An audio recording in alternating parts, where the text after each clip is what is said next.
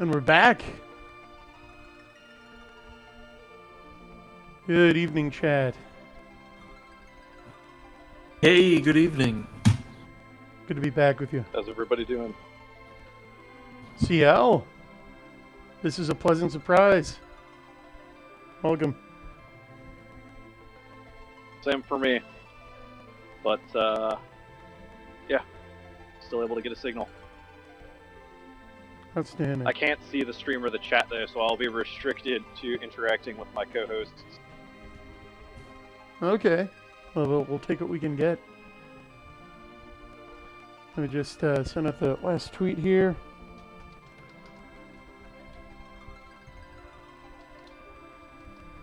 Never mind, I can see the game now. Awesome.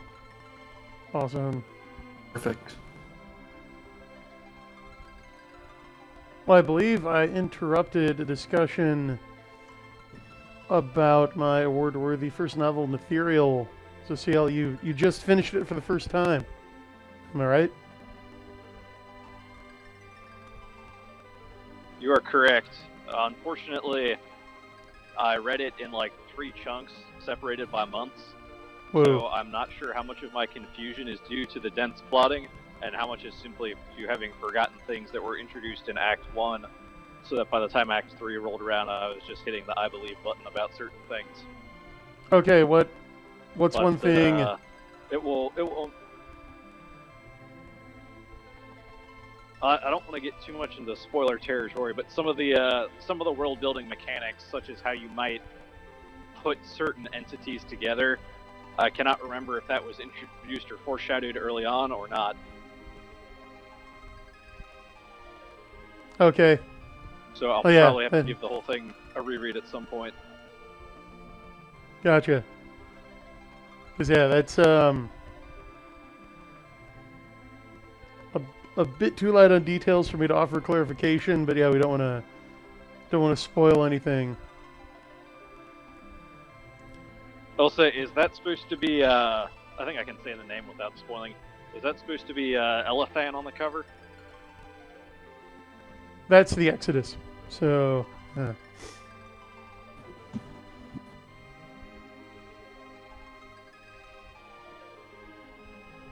I actually had the same experience. I read it in 2 sittings, a couple of months apart, and the second half of the book, I was like, "All right, stuff's happening. I remember these characters, but yep, I don't remember what was foreshadowed or not. I'm gonna strap in and enjoy the ride." Yeah, Judge and I worked pretty hard to make sure that everything important was foreshadowed. At least through context.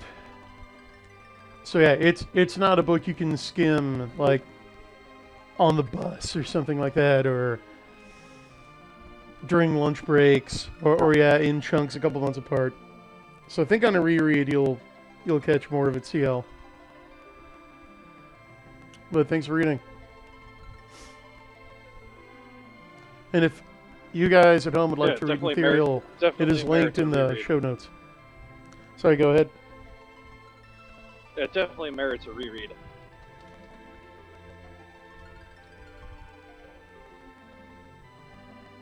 know, what's hilarious is that, you know that pull quote on the front from Larry Correa? He read the whole thing, like, during one coast-to-coast flight for a con or something. Wow. He was like, oh, okay, yeah, this is good. See, that's how I read X. Ah. That's why I've read a lot of the Xseed books, so Ethereal is the outlier and like the only one of your books that I haven't just like sat down and read in one sitting. Well, It's they one keep of my getting favorite shorter. things about taking a flight across the country. Is yeah, as soon as you hit the Secret Kings and you hit the your Brian length book, it's I look forward to flying home, not only to see my family but to read the next book. Well, and the next one is coming soon because I'm finishing up formatting on classified intel. So that should drop this week. Very nice. Yeah, at least in ebook form. The paperback always takes a little longer just because you've it takes a little more formatting. You've got to physically print it, but yeah, backers of XESS will be getting the short story collection this week.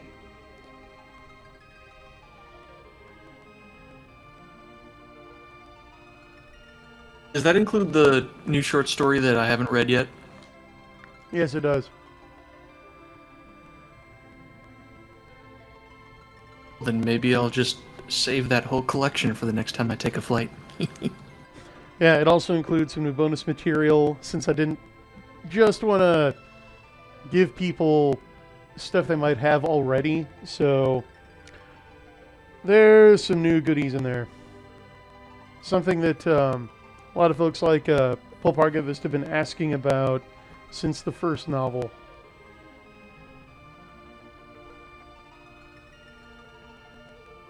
I'm just here for the card game and the role-playing game. Well, we'll be Not getting true. those too.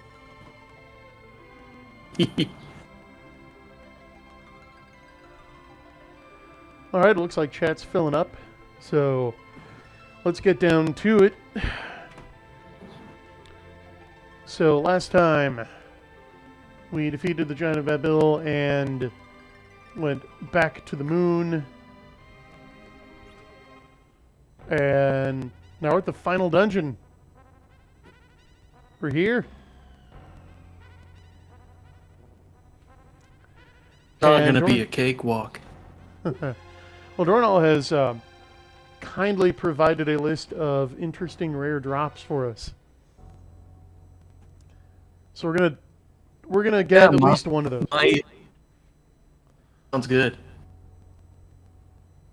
My rationale is you expressed the desire to level up Rydia, so why not? Oh yeah. Why not give you the right monsters to kill for it? Yeah, much appreciated. But there's at least one of them, the pink tail, that by hook or by crook I'm gonna get. 'Cause I've never Oh gotten it my before. goodness! How did I know you would pick that one? Because I think I mentioned it on a previous stream, but yeah, we are doing that. So you might want to buckle in, chat. All right. I want to get a snack now. Go to the bathroom, get a drink. There's gonna be some grinding here. Oh yeah, welcome to the grind stream. It is the one I if you had asked my opinion and you did not, but I will freely give it because that's the kind of person I am. That is the one that I would have suggested never trying. But Well, I've never tried it before, so I have to now.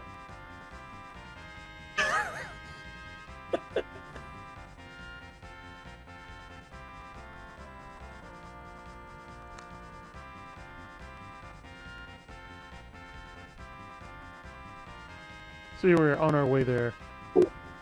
Every little bit helps. while you're there, let me pop in and say hello to the chat. Thank you for joining us. Eli's in the chat. Hey, Rawl. Hey, what's up? Aaron Schuff. Good evening, Matthew Martin. How you doing? Bradford Walker. Hey, yo. What's going on? Glad to have you guys here. There's a little bit of chat about Netheria, a little bit of chat about John Delarose. Up everybody's attention this week. He had some great successes. All his trolling finally paid off. Did you hear about that? Yeah, I did. Why don't you tell us about it? Yeah. Worldcon 2018 was the science fiction convention that blackballed and blacklisted John Delarose unfairly. John was concerned about death threats and stuff that he was getting. Of course, at that point, John had sort of made himself persona non grata on the internet for, I don't know, daring to vote a particular way or something. Standard SJW style attacks. But anyway, as soon as it got personal, he took it to court, and it took a few years, and he won. He got a formal apology from them, a small but symbolic cash reimbursement, and don't know what else. I think that's it. But yeah, people responsible had to apologize. Yeah, I know I've said that the icing on the cake as well. Icing on the cake is that Worldcon is also now, he is technically part of their staff as their diversity and inclusion officer to ensure such discrimination does not happen in the future. Are you kidding? No. It's ingenious. That's amazing. All right, that's a win. That's salt in the wound. Oh, just wait. Here's the cherry on top. So, I know a couple of weeks ago I said I normally ignore the chores. You know, the cook goes shoulder than thou. Ostentatious reactionary fans. But I couldn't help checking in on a Twitter thread I saw of theirs, or I believe it was Paul Weimer, was covering John's Court win for File 770, and Jim C. Hines was in there, like Cora Bueller and all the old folks from the Sad Puppies days, and they're beside themselves. They don't know what to say. They don't know how to talk about this because, of course, their only knee-jerk go-to reaction is racist, racist, racist, and according to the ruling, they officially can't call them that anymore. Because if they do, they got to put a quarter in the swear jar, except it's not a quarter, it's $4,000. So you've got Hines saying, well, the takeaway from this is, anytime you want to put the banhammer on a troll like that, make sure to keep your comments as close to the truth as possible. Like, yeah, that's right, Jim. Don't libel people. That's good advice for anybody. I'm glad you finally learned. Right. I love the tacit admission that they were lying the first time.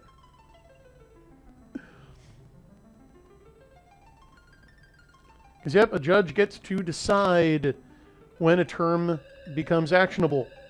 Everybody keep that in mind.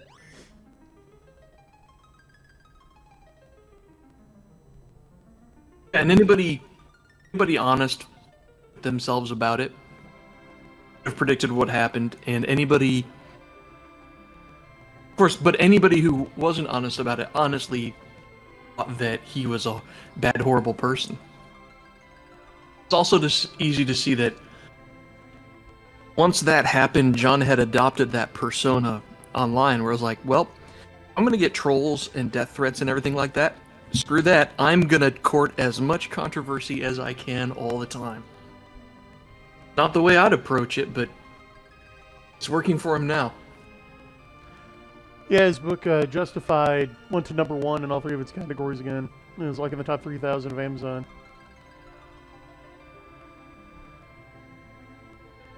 For him. Just nice to see. Raul is saying he's not in debt from attorney's fees. Yeah, I figured he wasn't.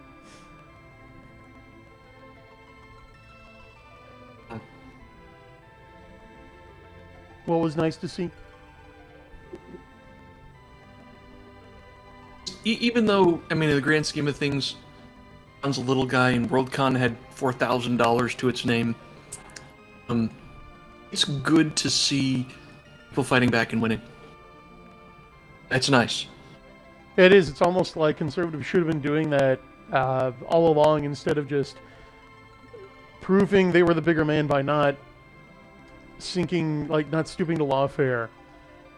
Well, no, what John has shown is the left doesn't respond to reason or appeals to human decency or pleas for mercy. They respond to a sharp rap on the knuckles. I'll go back and read that again. And as I heard it, the reason that they settled out of court with John is because Worldcon didn't actually have like the insurance to keep going further in a legal battle. Like they gave him the 4K because that's basically all they had. Without, if they had continued, they probably would have been bankrupted. So you never know which of these organizations are actually prepared to face legal resistance. Well, there are ways to find out, though, and yeah, you target the ones that can't afford it. Because that's what they do. Like, that's why they go after small businesses, and harass like small independent operators.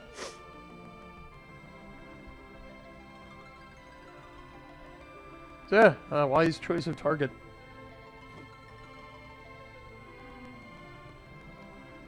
Now, that said, someone asked me about this on Twitter. When I say that the right should resort to lawfare more, I don't mean everyone, right? John is a best-selling author. He's freely admitted he makes six figures. But those organizations and individuals who can afford it should. Like, you know, instead of raising $100,000 for your sworn enemy's family to own the libs, maybe put those fundraising capabilities toward helping people on your side who actually need it. Like, I don't know, legal defense funds for people being harassed through government lawfare, for example. But that's just me. Oh. Alright, here we are, final dungeon. Need some directions to get around, Brian?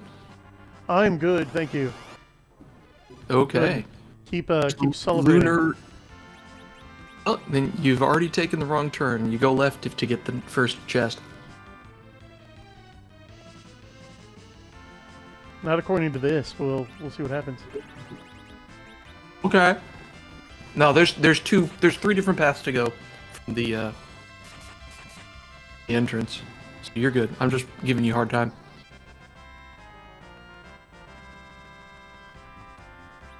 Now, I also don't recommend that beginning authors starting out take the way of online controversy marketing, because, yeah, well, it works for John. He's got the energy and the resources to do it, because as he demonstrates, once you start down that path, okay, you're basically, what you're doing is you're starting an egg timer and setting it on your desk. Once you stir up outrage in order to generate attention, because people have fruitful attention spans, and you need to constantly be turning that hourglass over.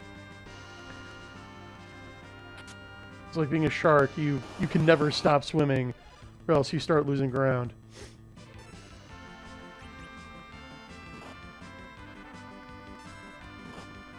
But hey, if he can do it, more power to him.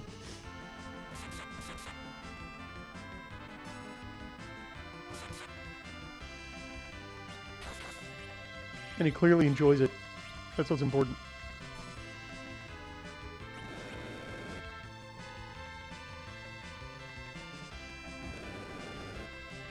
And there's nothing cool I can steal from these guys, right? Right. Yeah, I think you said these The guys giants are drop... useless. Yeah. The red giants can drop axes, which axes are, of course, meant for killing giants. Oh, yeah. Killing these guys does nothing for you.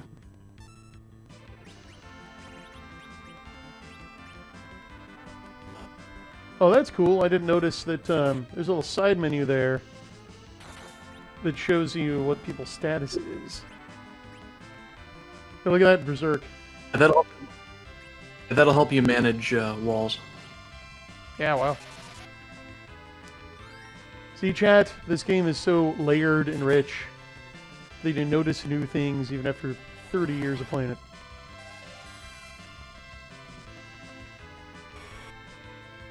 Oh, shut me the laser beam. Shut my white wizard. Ah.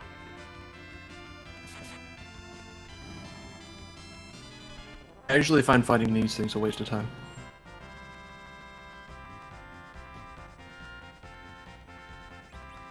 I got some more ninja clothes. Right. I like that outfit for Edge because it increases his ability. As you know, agility is pretty much his most. Yep, that's his bread and butter.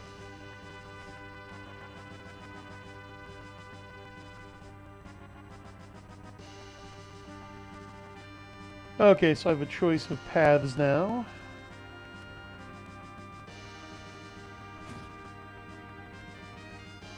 So I'm going to head back.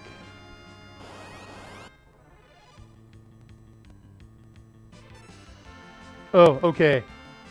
So she's got something right. Carrie does. You want to steal from Carrie. Yeah. Oh, it worked. It's the Artemis arrows. I mean, you get 10 a pop, so you only need 2 or 3 stacks. If you're lucky, she'll drop the Artemis bow after battle. I mean, super lucky. Right. As in one out of 64.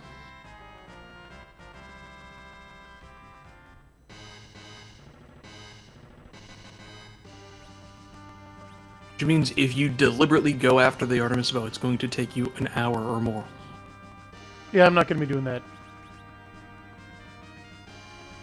I'm pretty sure I've got that before anyway. That's what the drop rate of the tail is. Yeah.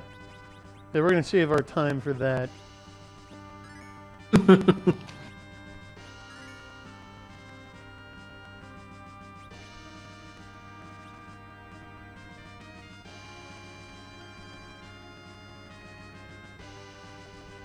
I had noticed that JDA really hasn't been on Twitter lately. I wonder if his legal counsel advised him to kind of lie low for a while, pending the outcome.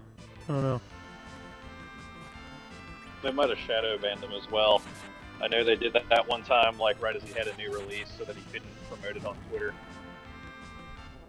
Wow. Well, I mean, I've actually been going to his Twitter homepage, and for a few days he hadn't actually been tweeting. But yeah, that doesn't mean they didn't shadow ban him too. Good point.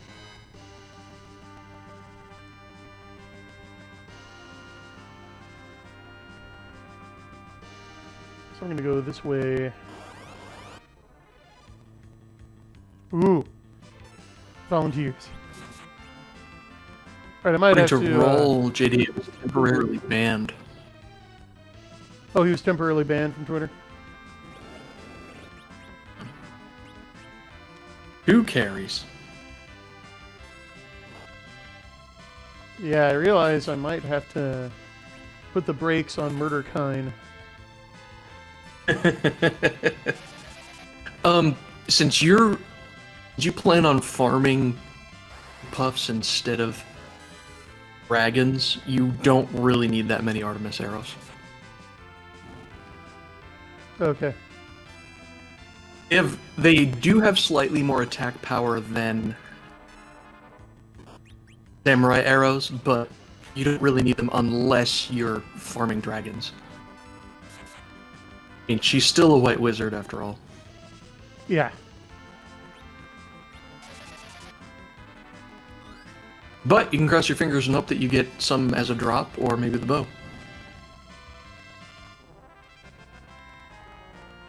I normally steer clear of converged platforms, but I feel like Twitter being enemy-occupied territory is half the fun of that website. Yeah, my motto is make them kick you off. So I'm gonna judo jujutsu the enemy and use their strength against them until I can't.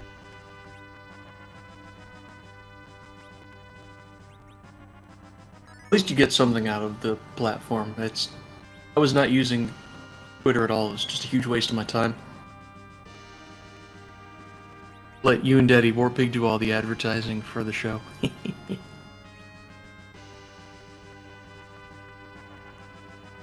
Ooh, I should be copying Excalibur's too. Oh, I did get another item from that. You Awesome. can't have...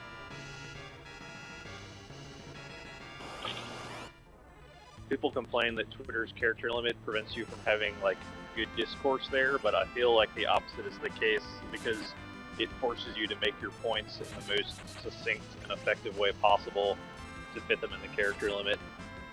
Yeah, that's honestly what remember. Wall of text rants you'll see on Facebook. Exactly, that's what I like about it. Said the You same don't get thing. these wall of text. Yeah, you don't get these walls of text. You don't have these long syllogisms. It's great for rhetoric, and people don't understand how to use it. They, like you were hinting at, they try to use it the same way they would Facebook, and that's just not what it's for. It's like the barroom brawl of the internet. Like, if your Yeah. exchange lasts more than a few spicy tweets followed by a argument-shattering meme, you're doing something wrong. But yeah, exactly. That's how you do. Oh yeah, arrow time. Here we go.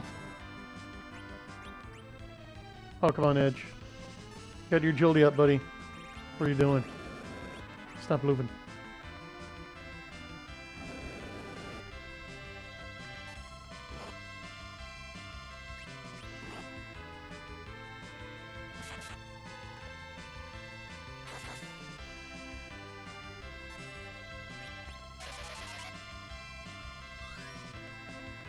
But yeah, big win. Hats off to JDA.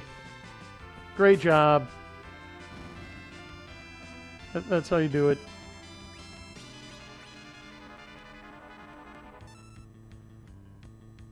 Happy to hear it. Yeah, fairness and civility are for civilized men. They're for honorable opponents. These are neither.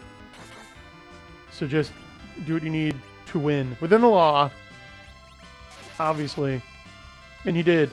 He did exactly that. And I saw some of them saying, well, he didn't sue the actual World Science Fiction Society, so each Worldcon is technically its own thing, so future ones could still ban him. Like, oh, I hope they try. That would be great. Right.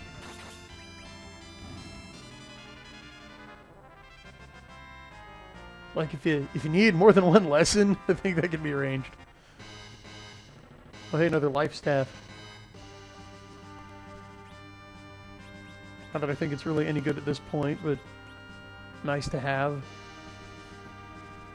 It's the best willpower boost for Rosa. Okay.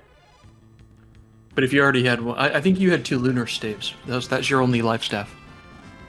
Yeah.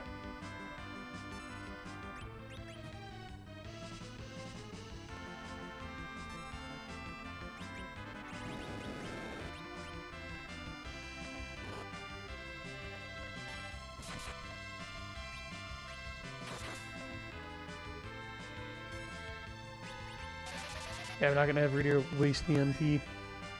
We got this.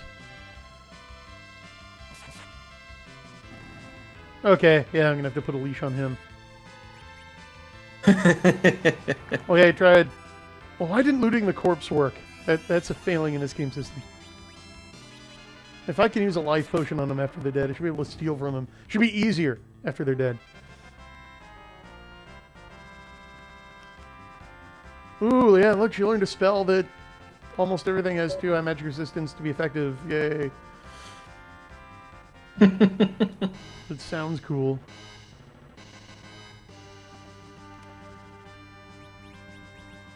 Okay. We'll have Murder Kind take a break here. You don't even So have a backup weapon for him. That's hilarious.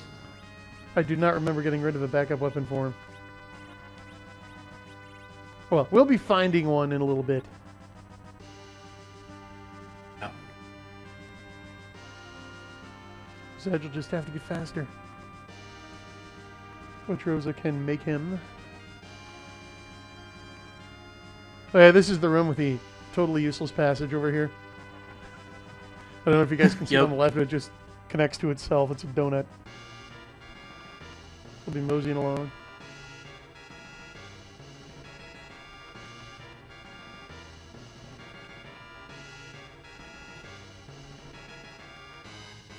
Why, looky there. Ooh, floating word. Animated. You know it's good. Someone really doesn't want us to have it. To get it. It's full of stars. Oh man. That thing looks like some sort of Great Lakes parasite. I'll try to steal from him.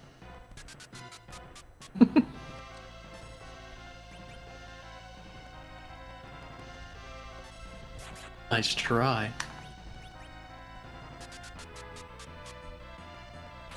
Haha. Already had fast queued up.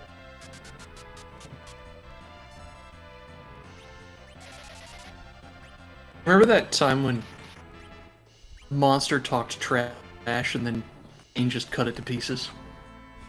Those are good times.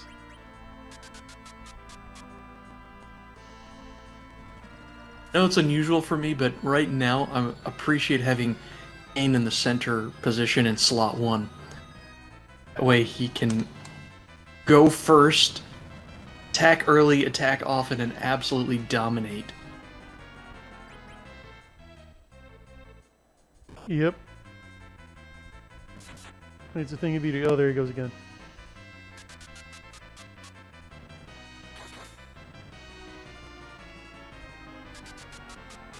Oh, he's just trying to slow our white wizard. But little does he know I have free sylph.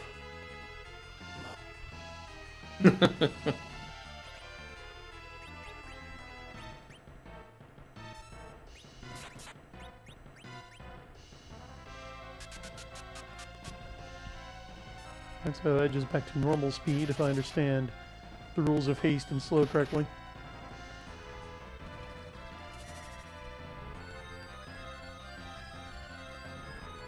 Haha.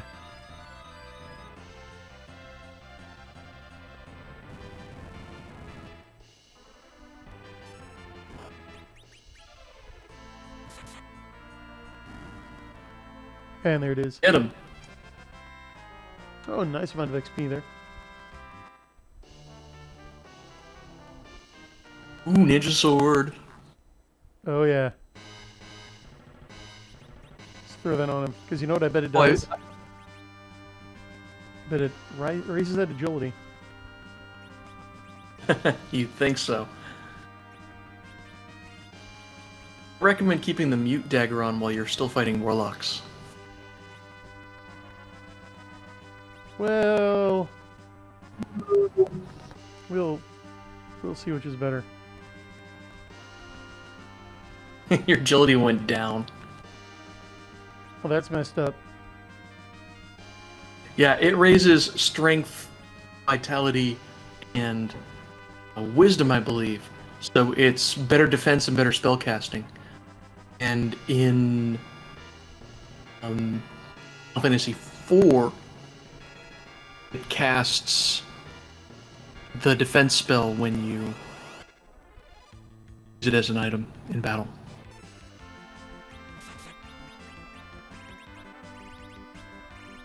I filled the Excalibur slot. Oh well.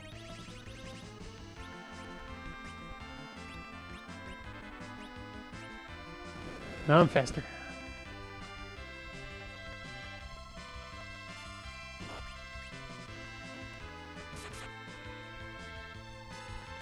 Just Kane, slay the witch. Oh, got the arrows. Nice. Pretty good.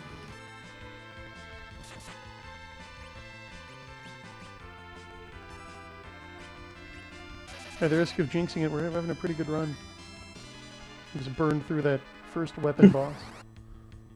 Did a lot of arrows. Yeah. Solid run so far. And I think you can steal more than once from the same enemy. That'd be hilarious. I read that. I'm pretty sure you can. That wasn't definitive because I mean he's been whiffing left and right.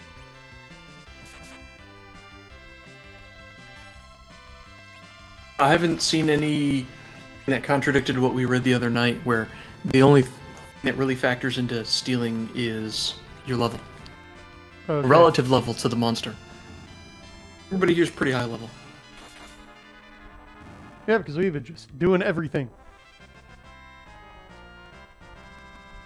Except, I haven't been doing the life potion trick. But I'm spinning a lot of plates right now. For example,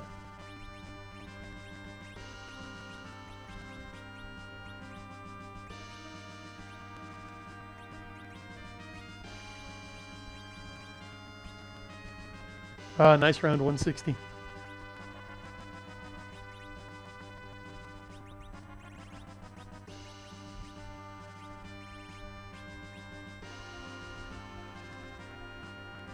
Oh, we're looking pretty good. Oh yeah, how many Artemis arrows? Ooh. Already got 30 of them. I'm just gonna go ahead and do this. Wow. Look at that. She's into the triple digits. Yes.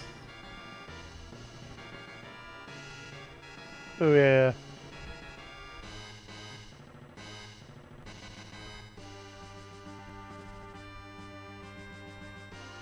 And again, ignoring that left passage to nowhere. Okay.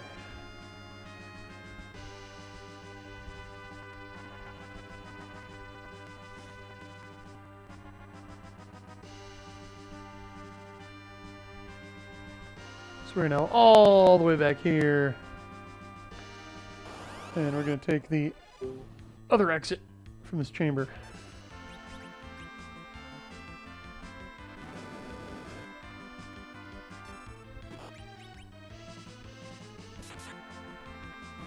Ouch!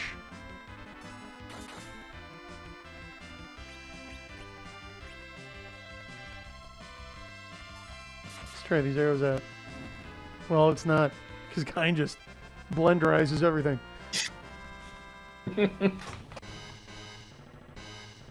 He's the destroyer of worlds. Look at him go.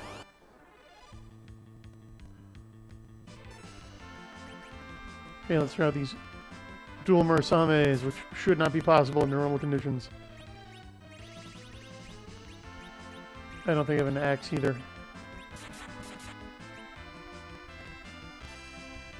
A neat blue slash effect. A lot of damage.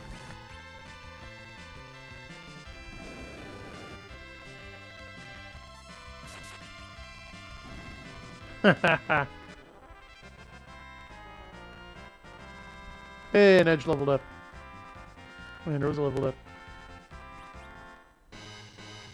We got a cabin. Win-win. I'm gonna check in on chat for a minute. Imagine wearing armor into battle and then getting shot square in the torso with a cannon. Yeah, I believe you showed us all a picture of that happening on Twitter. Messy.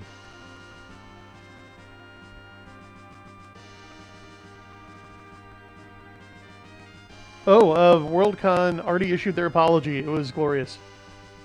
They had to specifically say he's not racist. I bet that really was galling. That was great. Let's see, conservatives don't support the arts and they whine about degenerate stuff in TV and film. Yeah, and they support their enemies. Yeah, that's why they just... Conservatism just needs to go. It is not equipped for the current paradigm at all.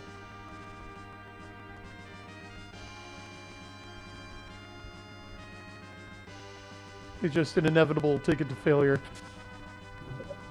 Yeah, I'd agree. I think if any of the things that conservatism supposedly stood for were important to you, the people who claim to represent that are worse than useless. They haven't done anything for you, so... Well, I think you could find the text. It's not, Crusader Saracen wants to know where the apology is. You'll be able to find it. Yeah, I saw it all over Twitter. Don't you worry. I mean, when a court forces someone to issue an apology like that, it's got to be published to satisfy the conditions of the settlement. So you might try Worldcon's website. Like specifically, I think it was Worldcon 2019 that had to issue it. 2018 or 2019.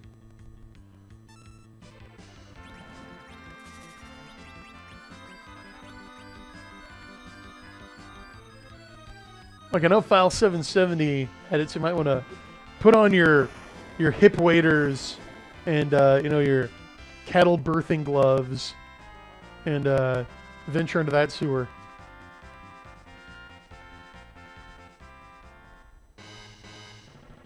Make cattle birthing gloves? Yeah, they do. Never Like, seen them. all the way up to your shoulder. Oh, I see. My buddy's dad, who is a psychologist, owned one. Don't ask. That's a long story. These potions on this. Oh, and Reedy's boo boo. She exploded. You know, sometimes those who dabble in black magic explode. It comes with the territory. Occupational hazard. She just needs to go drink some beer and play some soccer and she'll feel better. It'll heal right up.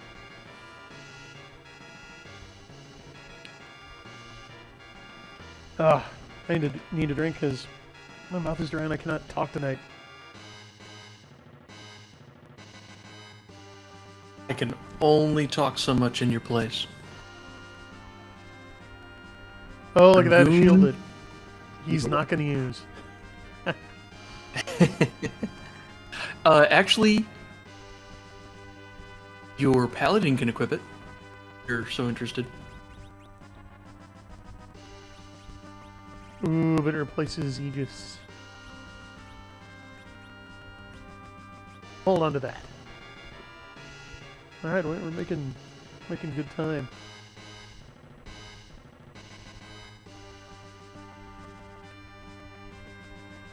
And this here's a big room with a whole lot of nothing in it. So we're going over here.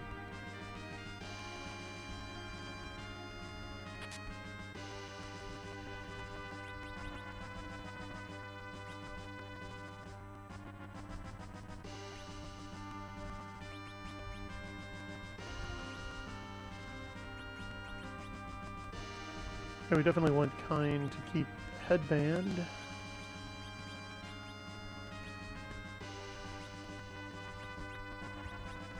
Okay, that's just a win, so yes. At the end of the day, the samurai armor is not very good. Uh-huh. Well, we're nearing the end of the day. Oh, look at that, it's a dragon.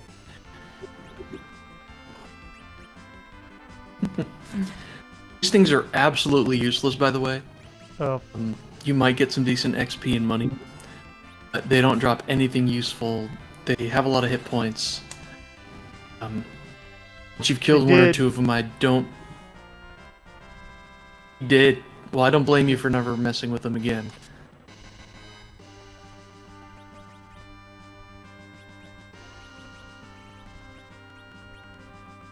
see, I love that you told me about the murder kind equipment, because now it frees up the Dragoon equipment for Cecil.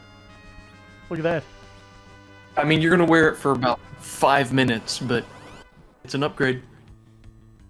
Every minute counts.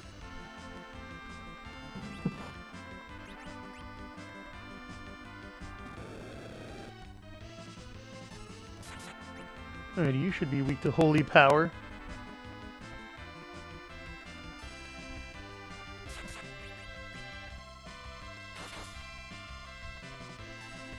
Yeah, kinda. They're not. With fire. Only fire, okay. Oddly enough, the D-bones need fire. The... What's it called? The D-fossils. They're the ones that are weak to both fire and holy. Hmm. It's very funny when Cecil attacks them. Yeah.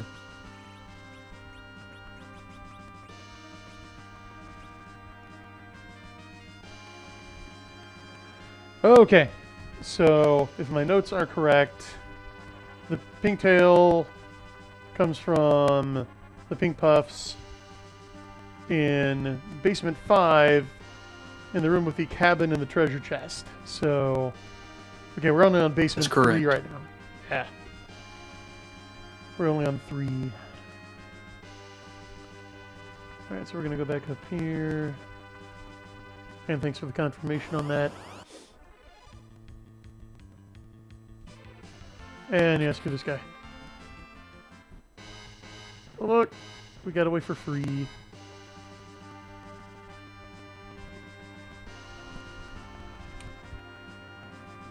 Oh, here's the fun, like, dual pillar spiral descending staircase. This is a fun dungeon. Yeah, it is.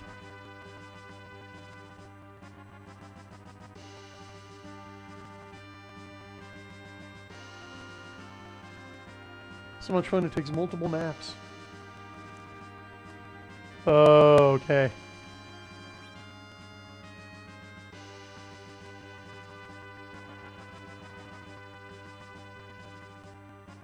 So this will be nice. Just more Artemis arrows.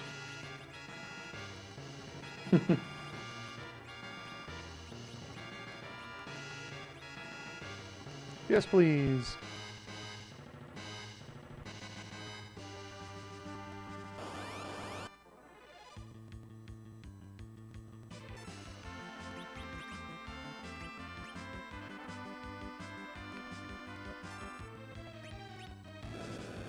Let's have the paladin fight the witch. The paladin and the dragoon. All are welcome.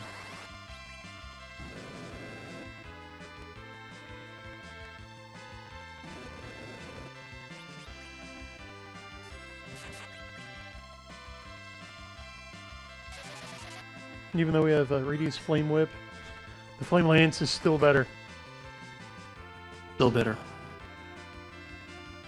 Yeah, have you ever used the flame lance as an item? No, I've not. Don't think so. Either. I heard it does something cool. Oh.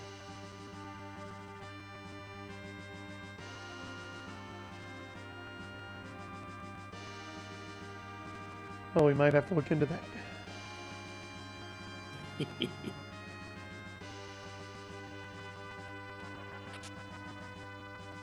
Hey, nice. Throw another elixir on the pile. Those things are pretty plentiful now, aren't they? Yeah.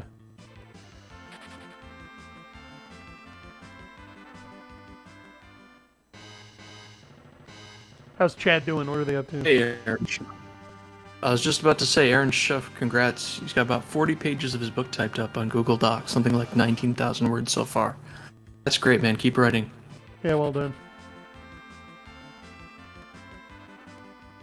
Let me know if you need an editor. For some, I was about to say, if you want some unsolicited advice, talk to this man here, Niemeyer, if you need an editor. And don't forget to keep a private backup off of the cloud. Yeah, It was pretty reliable, but... Yeah, the cloud is just someone else's computer. That's all the cloud is.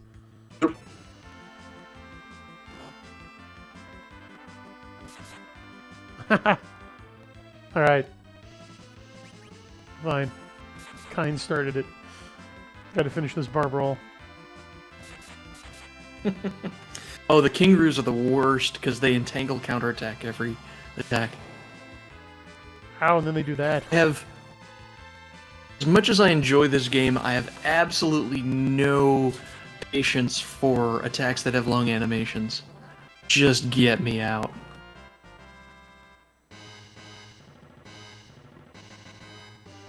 I mean, come on, these games were all about wasting people's time. That's true. Oh, there he is. Hit that guy with Excalibur. Where you're doing it.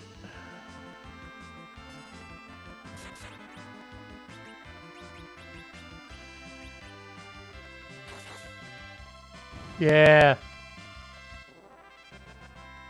Dusted. Love dusting undead. Bet that felt good. Ah, feels good, man.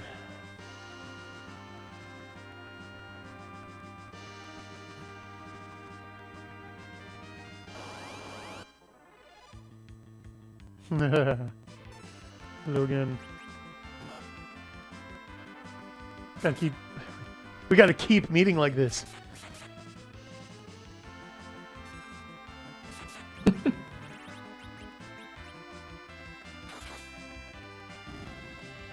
Bye-bye.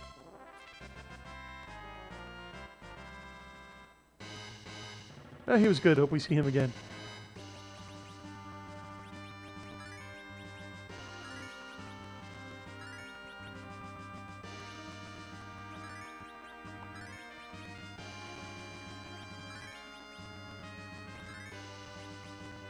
Once again, easy to kill, but nothing interesting from him.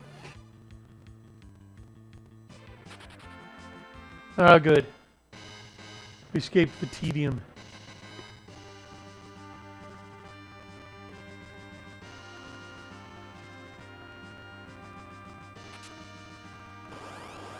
What kind of monsters? Oh! This dude. Behemoth. That's my boy right there. Yeah, because... He drops some interesting things, and remember, they only counterattack. So your best bet is to... I mean, you can heal through it at your level now. Well, unfortunately... If you want to play it safe. Yeah, Murder Kind puts a crimp in that. That's alright, you'll be able to heal through it. Well, it's more like, I don't want the behemoth to go down before I'm ready. What are you waiting for? What am I waiting for what? Don't you want the behemoth dead as soon as possible? I don't understand. I thought we wanted to steal from him. No, it's a drop. Can't steal from him. Okay. Finally we get to do this. Okay, it does fire too. Cool. I never knew that. Yeah, that's pretty nifty.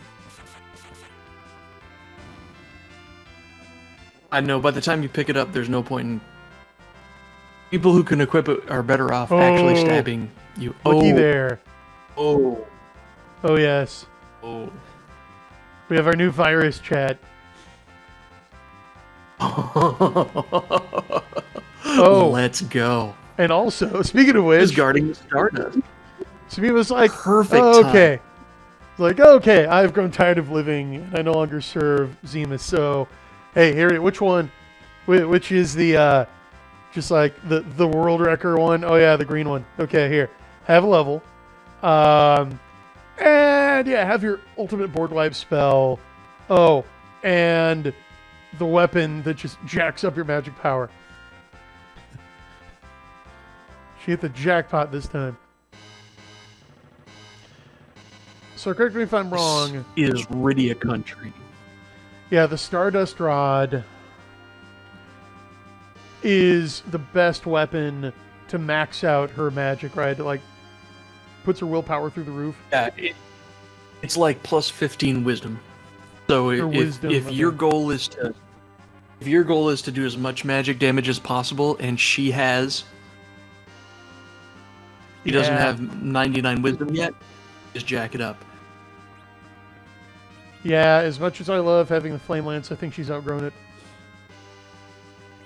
I know that wisdom could be higher. It's up to you.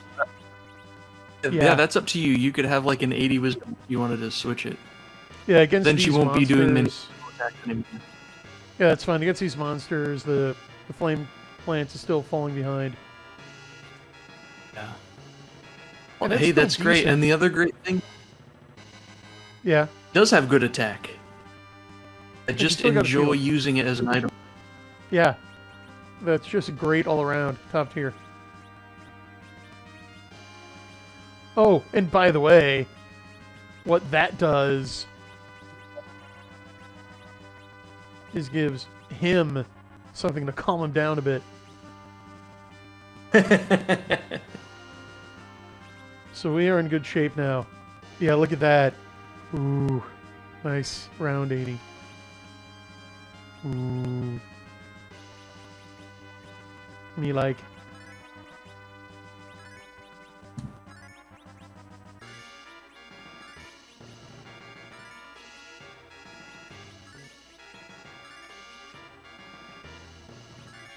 I'm having that neat SNES phenomenon where the sound effects are making part of the music drop out.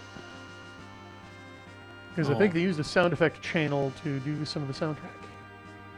Which is clever. See. Yeah, it's perfectly normal.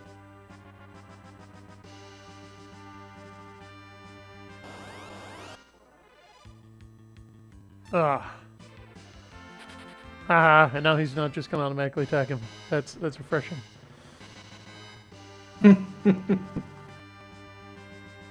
Oh, look at that.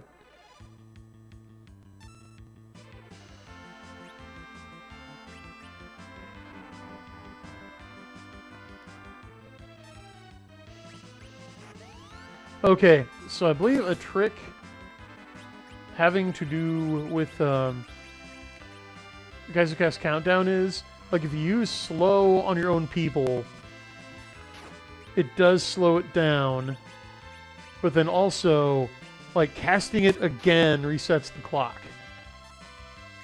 Really? Yeah, so I believe it's Fatal. It does a countdown, right? Yeah, the Fatal Eye does a countdown. So does... He's got a bigger brother that you gotta worry about. Well, no, the Fatal Spell, which I'm casting on Cecil Fatal right Spell now. isn't a countdown, it's an instant death. Well, Yeah, doesn't Rydia matter. has a countdown.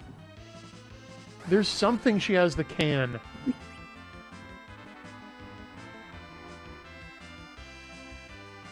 I don't know if it's a summon or what.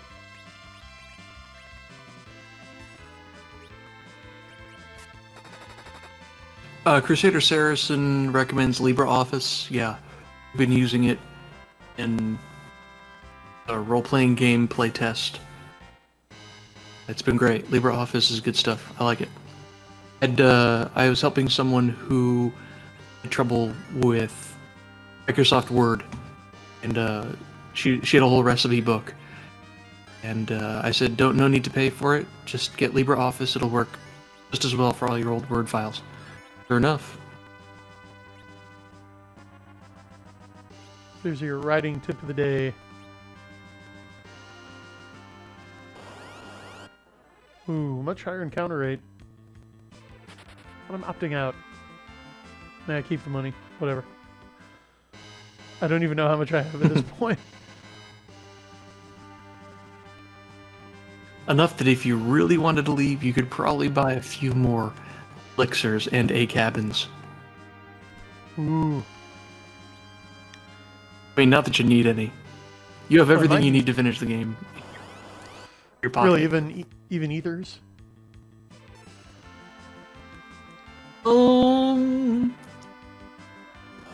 Yeah. By the way, anything to steal from these? No. Okay. No, just assume that stealing is useless. Stealing is actually useless. Oh, okay. Aside from the shield and spear, I didn't know about. Pretty great. Alright then. I'm gonna use these Artemis arrows.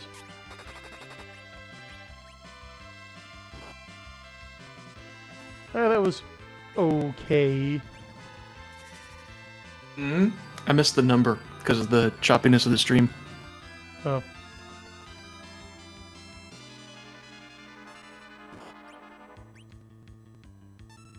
Well, you'll get another chance to see another number.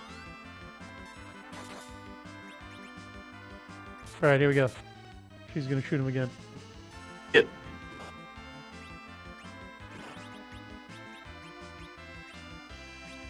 Oh, nuke is only usable on one. Okay. So it has that disadvantage compared to virus. Yeah, so 2,500. Oh, yeah. It's kind of meh. Especially compared to that. It's more fight damage than Edge and Kane are doing. Cecil. Cecil just did more. Oh, okay. Yep, there goes Kine. Ooh, and Edge.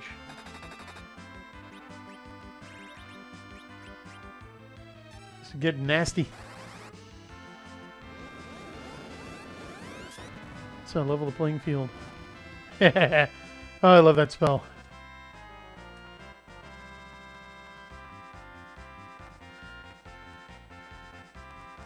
Ooh, Crystal Shield. Big upgrade.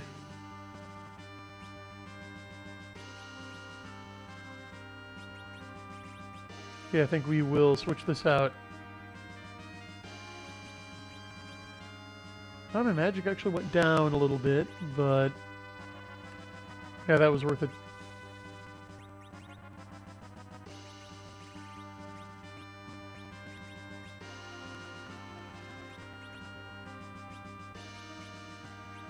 Alright, who's dead?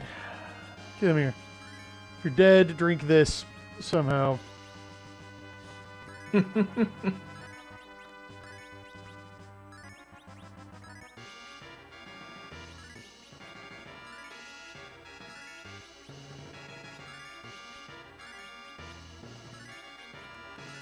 And this, and this, and this.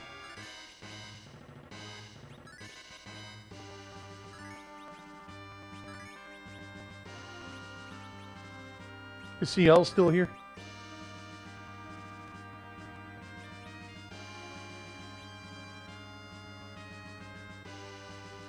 I know he was gonna have a spotty connection.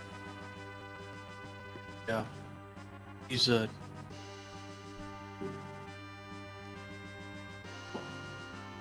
He could hear you. Oh, good.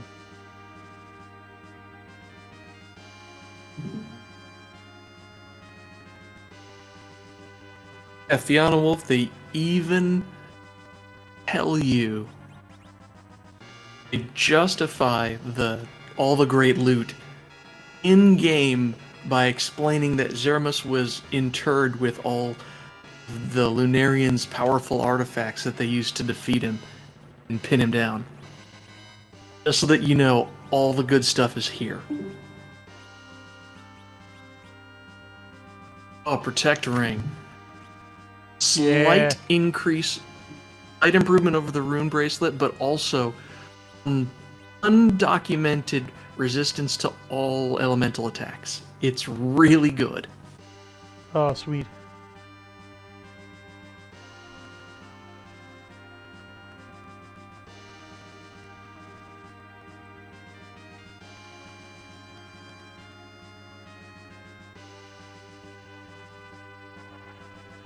So, okay, I have my choice of paths here.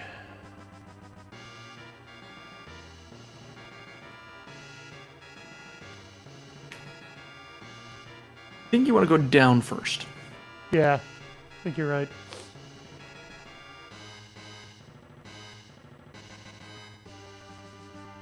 And that over there looks, it looks like they're leading you somewhere, but no, that's a bridge to nowhere. That's nothing.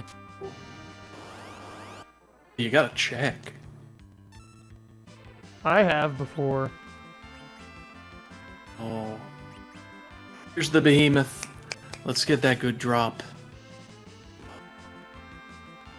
Let's get the Fingers nuggets. crossed for a power sash or another Avenger sword. See if this does anything. That's how I found out about. That's how I found out about Murder Cane. I was goofing off, grinding in the final dungeon, an Avenger sword off a behemoth, and oh hey, I remember this thing. This berserks you. Yeah, let me see what it's like. And Nuke works I never on went behemoths. look back. That's right, you don't look back. Oh, it sure does.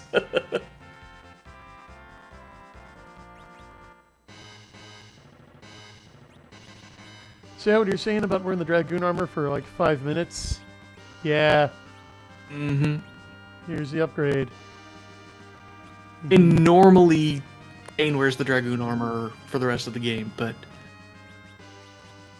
he's not allowed to equip any other types of armor until his strength naturally gets close to 99.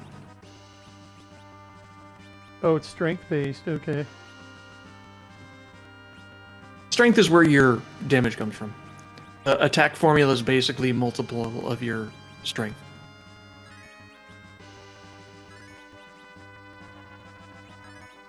Oh, okay. So, you meant that figuratively. I see.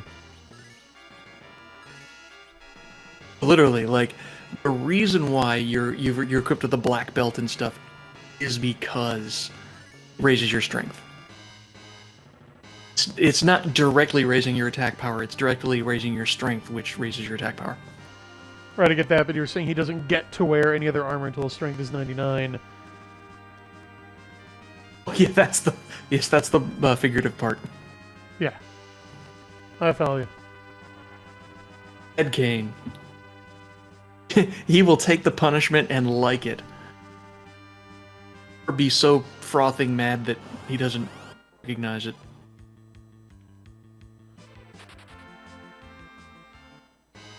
Potato, potato. Ooh.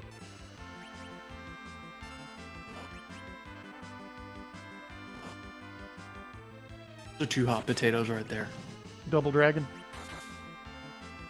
Ooh. It's Bimmy and Jimmy.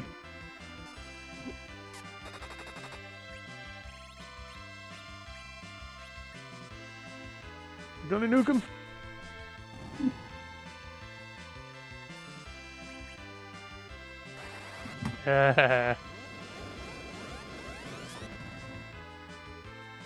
Fun mess for the girl with an unlicensed nuclear accelerator.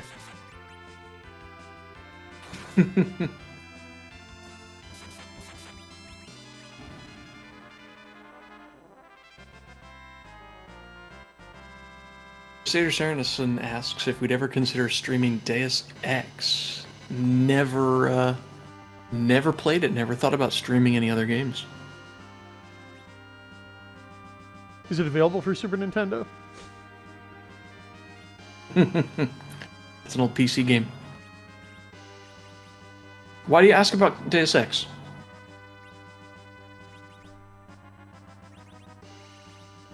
Yeah, I actually don't have the capability right now to stream PC games because I'm using a video capture card routed through my physical console.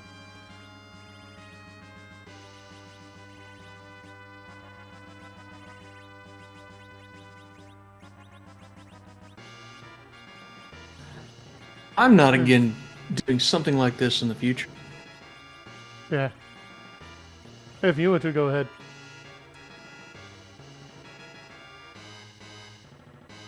I was wondering what chat thinks. Stream Super Metroid. Super Metroid. So we have a man of culture.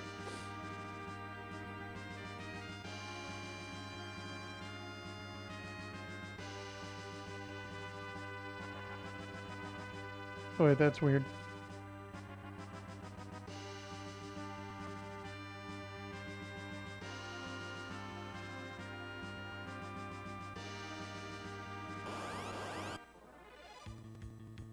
Is David doing Final Fantasy VI, Brian? Do you know? Yeah, he's going to do all the Roman numerals. Which is why I plan on doing tactics so as not to step on his toes. But he's a good ways through 5. I bet he'll be getting to 6 early next month sometime.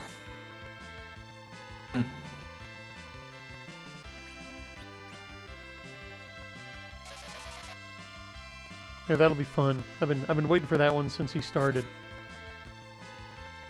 Matthew Martin requests Castlevania or Link to the Past. I have both of those.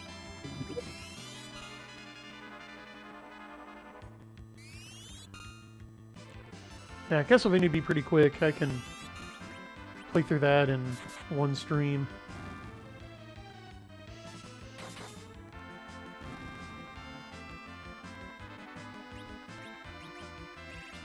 Oh, come on, Edge. Wake up. So, ironically, if I were to stream a game, it probably would be Final Fantasy IV, so... Yeah. Check that box.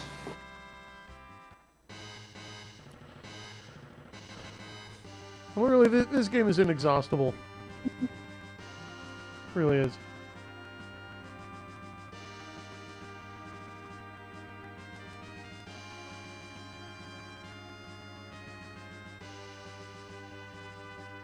Okay, I'm trying to get my bearings here. I think I'm backtracking a bit. Yeah. But that's okay. Between battles, I kind of forgot which direction I was going in.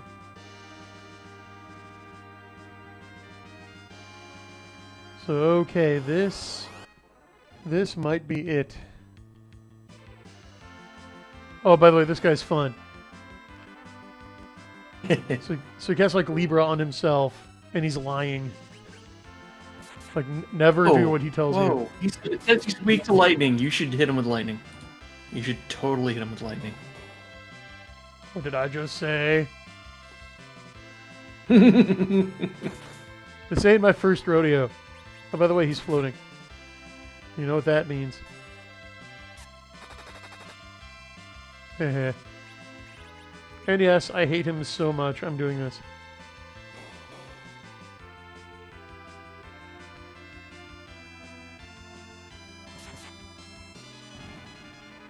Ooh, you lucked out. Kind gave you a mercy killing.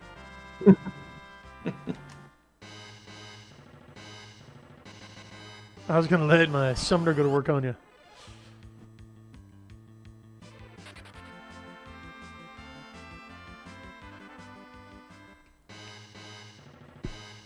Okay, this should be... Oh!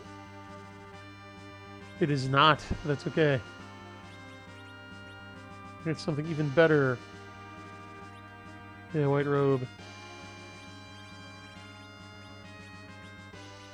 Finally place that ratty old sorcerer robe she's been wearing this whole time. For like half the game now. Oh.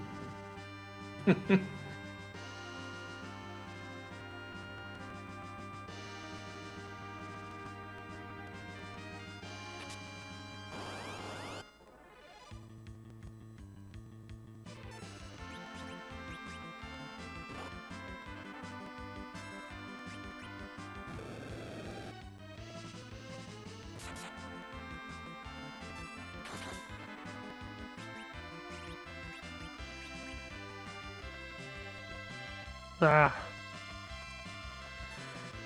One thing that raising your agility does affect, oddly enough, is the success of the sleep spell. Go figure. Really? It's weird. Yeah. I looked it up.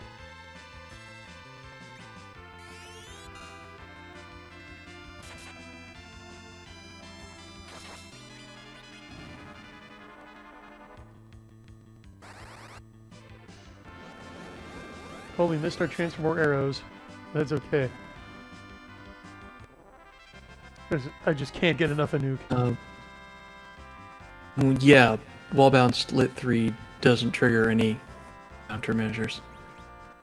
Crystal head.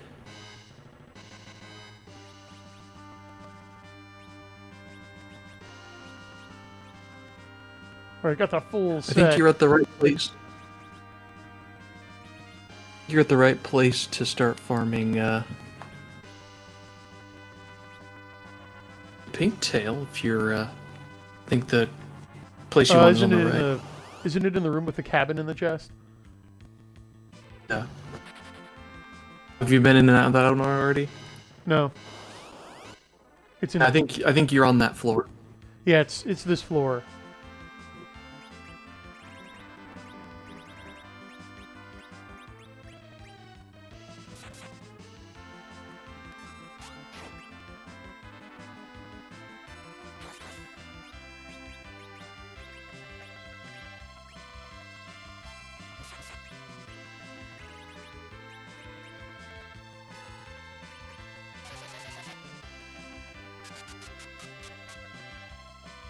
Dragon Quest would also be fun. Haven't they made like 8 of those?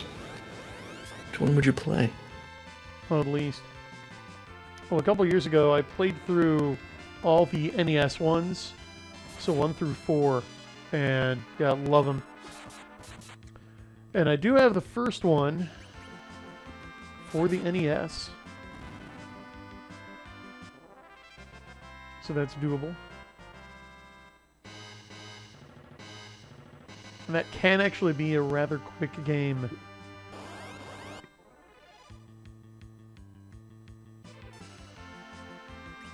First one?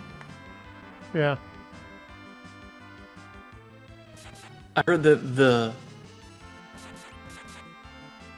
logic that determines your ability growth, you level up, like hit points and strength and whatnot, is partially determined by what you name the character. Yes. Yeah, there's a chart for that. Funny. We survived a straight 9 attack. Formidable. But couldn't survive Murderkind, because nothing does. Nothing does.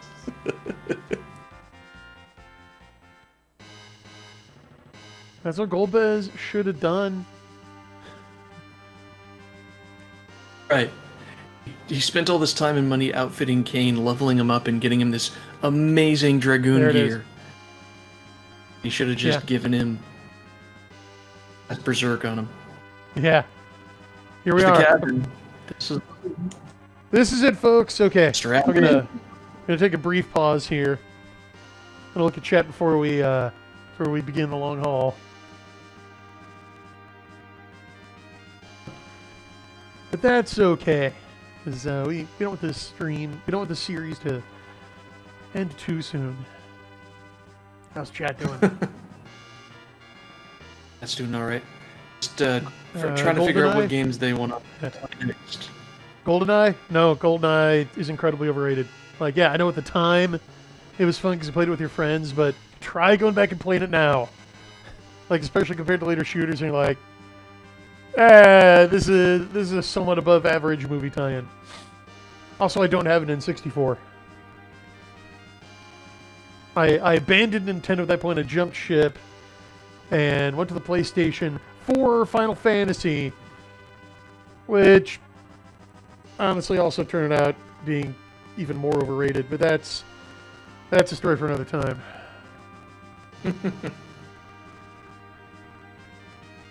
Yes, Rosa has the Gandalf robe. The second one.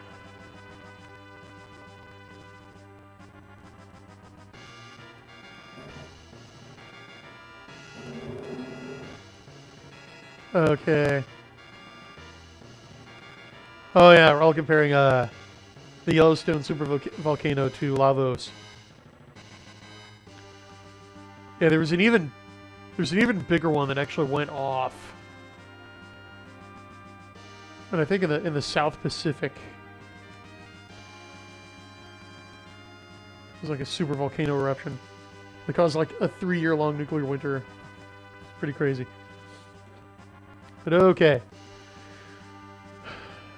So we're just farming pink puffs. They're in here. It's the only place in the game you can find them.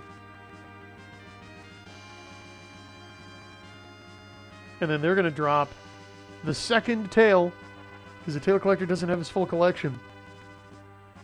So we're looking for the pink tail. And I'm going to do my best just to burn through everything. Yes, you're correct. Final Fantasy VII is the most overhyped of all Final Fantasies. I'm actually working on another Cultural Ground Zero post about, okay, what would it have been like if Cultural Ground Zero did not happen? And I put that question to my co-host and the chat. Both of my co-hosts, if they're both still here. And one thing that a buddy of mine who's in the know talked to that was fascinating is, okay, so imagine if Sega hadn't made all those unforced errors in the mid-90s. Like, imagine if they'd given the Saturn, like, another few months to a year to bake, then released it with more power and a more reasonable price. One thing he speculates might have happened is Final Fantasy VII not getting an exclusive PlayStation release, but getting a Sega Saturn and PS1 release. And as a result of Okay. that, Square having to take more time and actually finish it, giving it some spruced up polygons, perhaps, iron out some of the kinks. I don't know, but that could have been interesting. What do you think? I mean, certainly more time on that might have made it a better game, but it was I think what really hurt it a lot was the early, first gen 3D graphics. It's just not pleasing to the eye. It was fun to play at the time.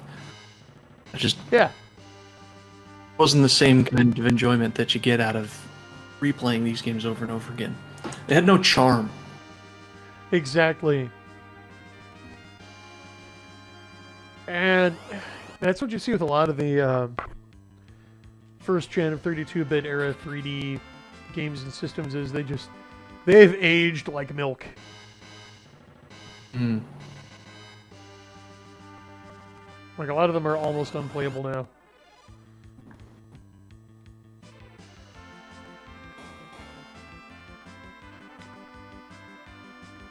Matthew Martin asks, I'd agree with that.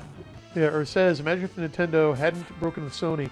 Well, we don't actually have to imagine because a couple of years ago, so this dude whose dad worked for a video game company that had been contracted to produce a game for the PlayStation back when it was still a Nintendo Sony joint, when it was basically the Super Nintendo CD drive, found one of the few prototypes for the Nintendo PlayStation in his attic. And like it works. There's nothing you can play on it. Like it'll play music CDs and like a demo disc, but yeah, look it up. They made a couple different versions of the hardware, but it's the Super Nintendo controller, but it also has like the Sony logo on it, and it says PlayStation, and it looks like a SNES with a CD drive. It's super weird. Oh, weird. But the other thing that might have happened, and likely would have, if Nintendo had stuck with Sony and made the Nintendo PlayStation, the successor to the Super Nintendo instead of the N64, is the Saturn almost certainly would have gotten the Silicon Graphics RISC chip that ended up going in the N64, and Sega would have actually known how to use it instead of making dumb Superman games. So yeah, imagine if the Saturn had been 64-bit.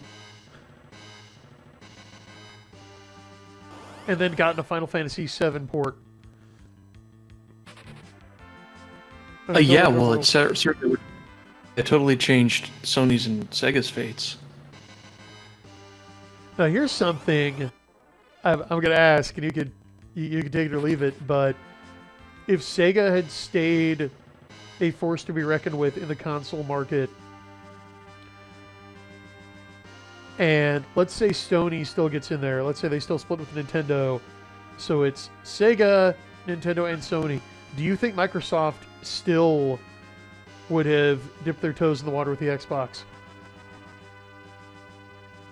I think so. You I think do that so? I do, yeah. Okay.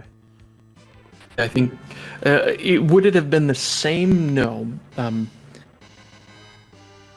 But what I think you're trying to say is if Sony didn't come in and prove that, hey, new guy can come in and make something, take away enough market share. I mean, the Sony PlayStation still would have succeeded, and I suspect, and remember, those were the Ballmer years, the Steve Ballmer years. I suspect Microsoft would be like, yeah, let's do it. Would it have been as much of a success? Maybe, maybe not. I think the Xbox 360 won its generation on its own merits. Agreed. And the Xbox released with Halo, so I think there's no question there that was good on its own. And Eli in chat pointed out the Xbox released in 2001. The design for it probably goes back a couple of years. Yeah, and piggybacking on something Dornall just said, Halo was originally planned for the Dreamcast. My buddy has an old issue of, I don't know if it's Sega Magazine or what the name is, but it was a Sega Magazine from like 1999 where they've got early screenshots of Halo, and it was announced for the Dreamcast. So imagine that. I think what happened was that Bungie was working on Halo, and I think Microsoft purchased Bungie, and then it became Xbox exclusive, something like that. We actually had one of the lead designers on Halo on the Geek Gab tell us about it, and I forget the details, but Crusader Cernas was not originally for the Apple Macintosh. No, I believe it was either multi-platform. I buy Dreamcast. Take a quick break here. I don't think it was meant to be a necessarily exclusive title, but it was as soon as Bungie was picked up.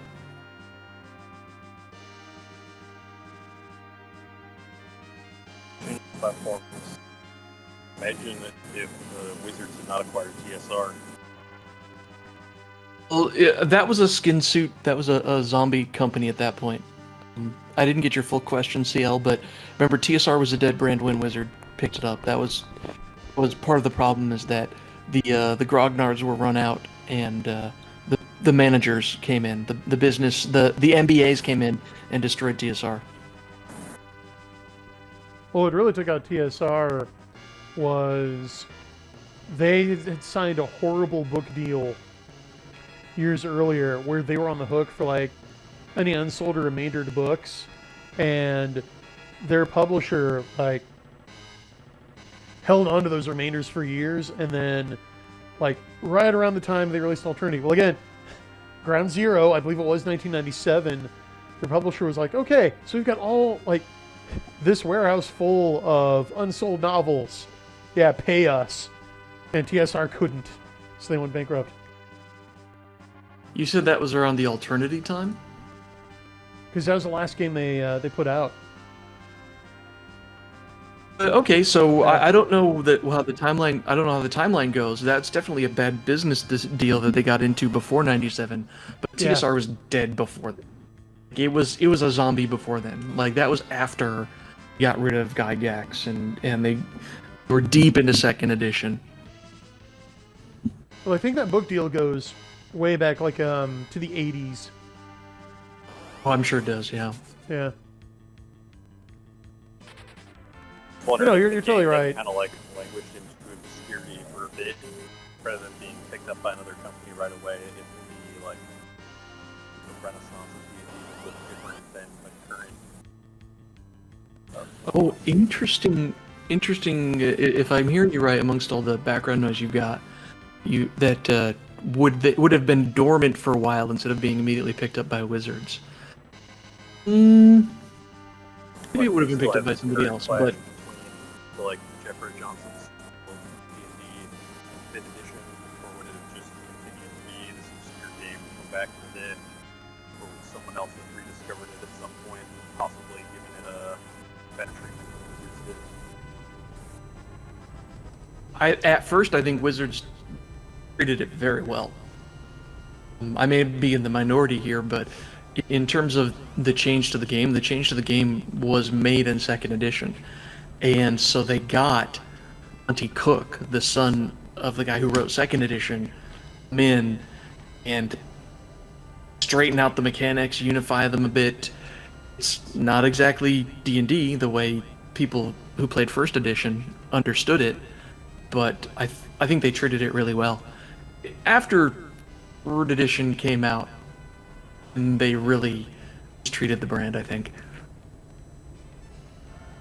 But and maybe I've just got the rose-tinted glasses on. I have really enjoyed the many hours of 3rd edition I've played. I love 3rd Ed. Yeah, I remember when it dropped. It was a big deal in my gaming circles back in the day.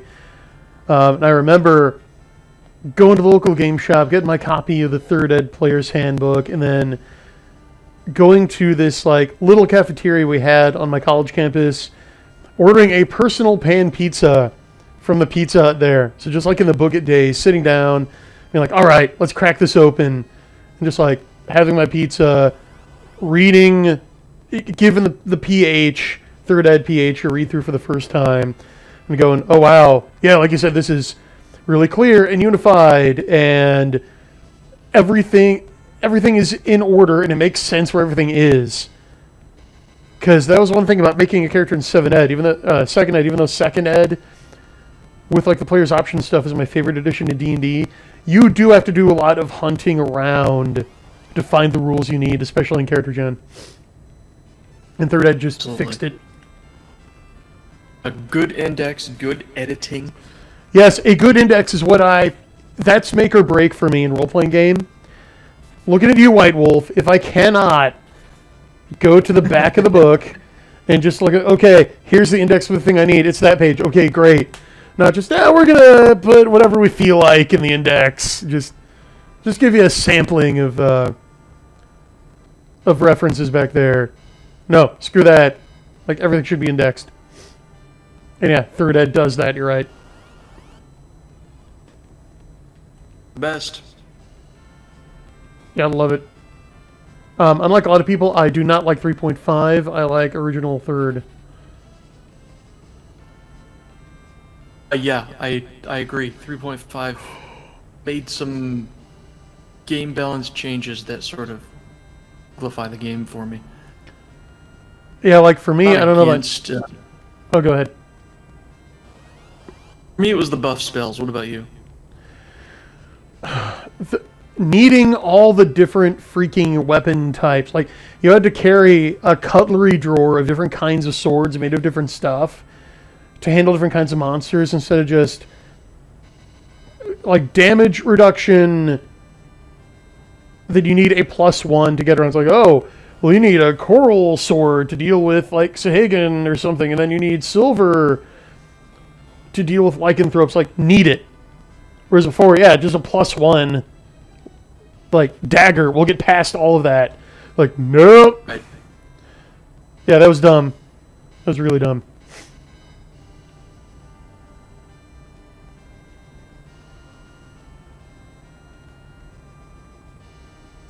Personally, not a fan. Yeah. It is interesting to see how, like, that led to Pathfinder, which for a while became, like, the golem of Wizard's own creation that almost did them in, and now Paizo's in trouble because they went full kitchen sink on their universe. They really should have had a Tabula Rasa event where they did, at the risk of sounding unpopular, kind of what Disney did with Star Wars. They're like, okay, we are like rebooting our universe, we're uncluttering things, we're cleaning out the attic. If you still want the classic style of Pathfinder, here's our legacy universe where all the old books and stuff still work, but yeah, it just got way too cluttered.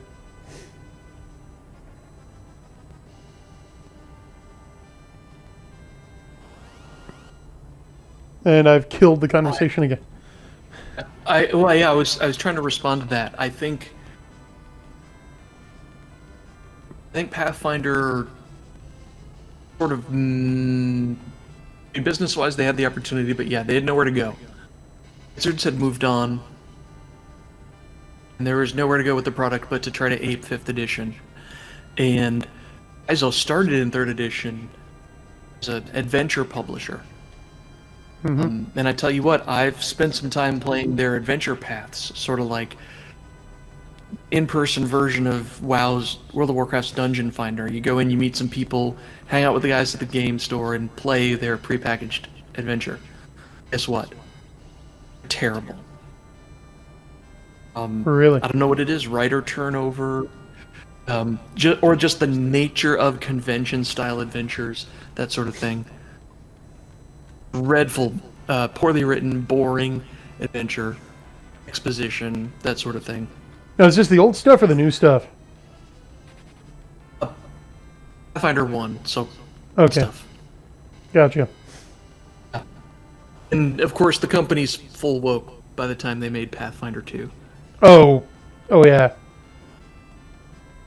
I remember noting how woke they were when, like, one of their corporate officers was at Gen Con 2013 on some panel that are talking like, oh wow, yeah. So Death Cult got them too. Okay. Although, you gotta appreciate their initial business model, where, yeah, hey, the ebooks of all our stuff are free. If you want to support us, you can get these handsome, richly illustrated and formatted hardcovers for full price. But, yeah, free PDFs.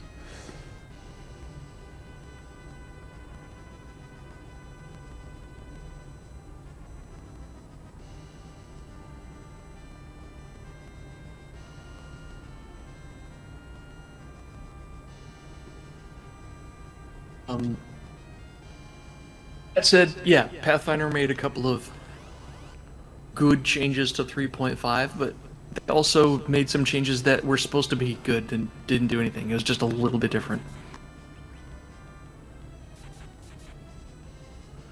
Yeah, they also have the advantage of coming out against a deeply unpopular version of D&D.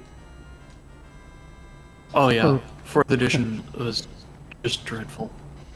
Well, I'm actually going to come to its defense a bit. If you take off the D&D branding and just say, okay, like, here's a tabletop version of like an MMO or something, it's okay. It's playable. Yeah. I played it and enjoyed it, but it is not Dungeons & Dragons. I agree, 100%. It's you can, if you take away the brand, you can see that there's a game you can play there. Yeah, there's a playable It's not game. D&D, but it's a game.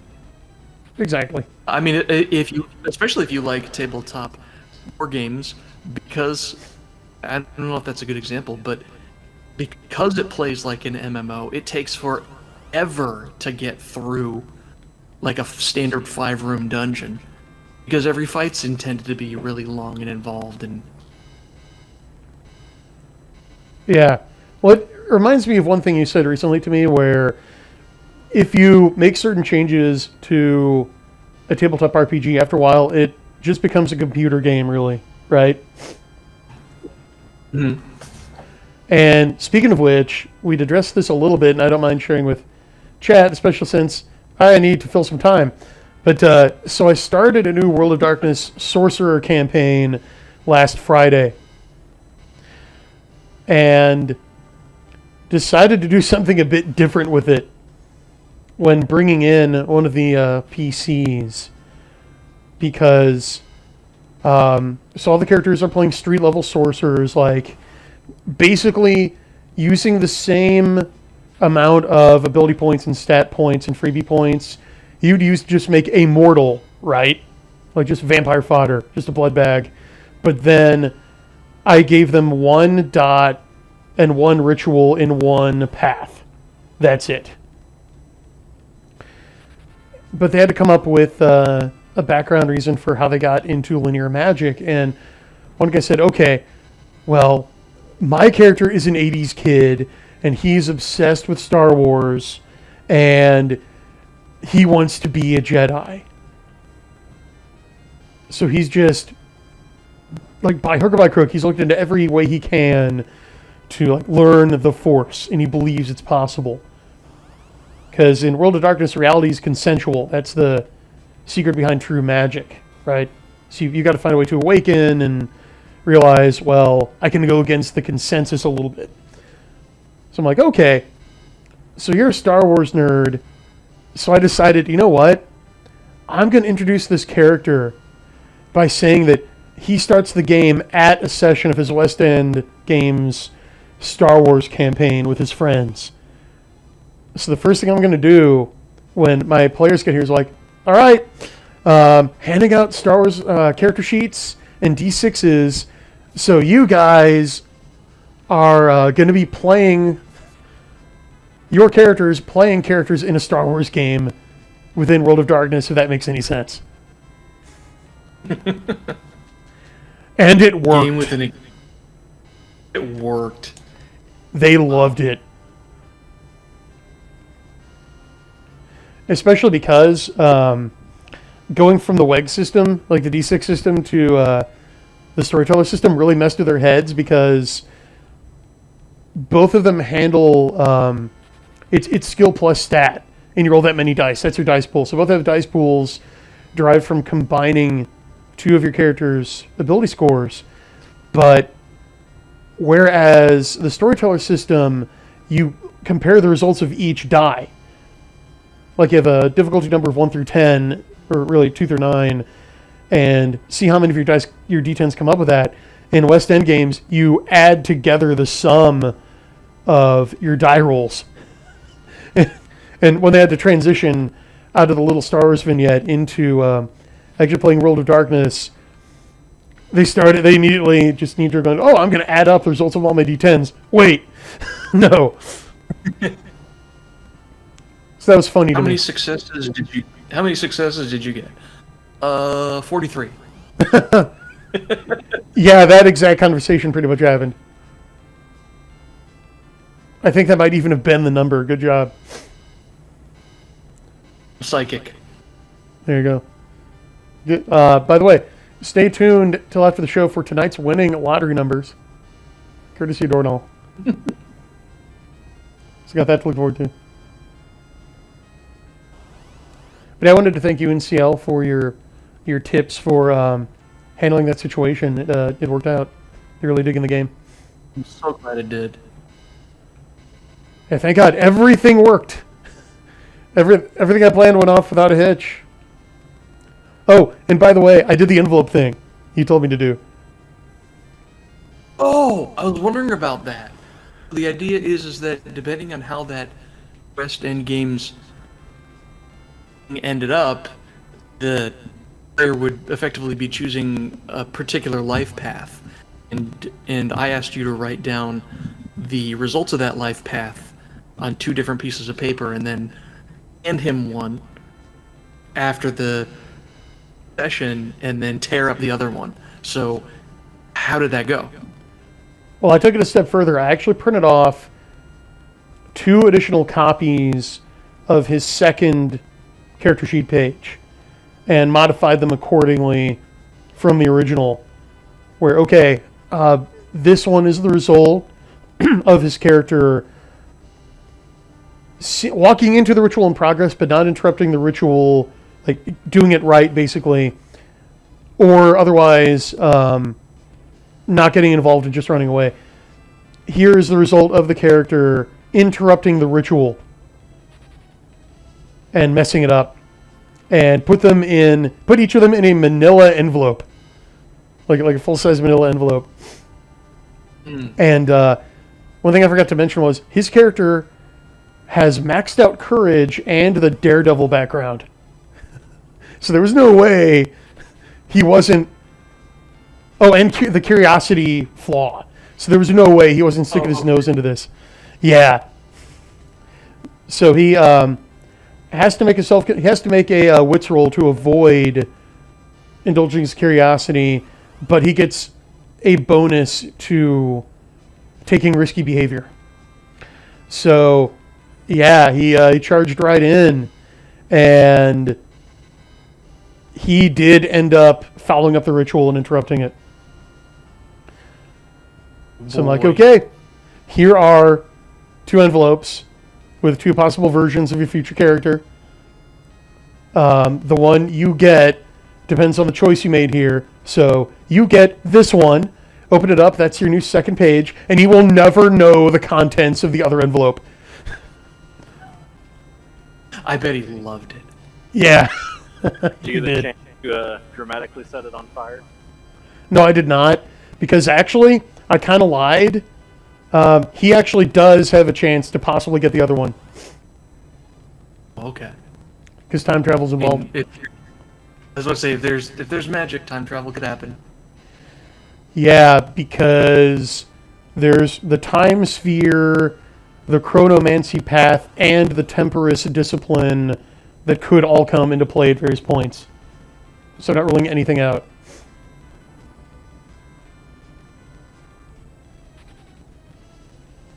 But I did, like, lock it up in my office.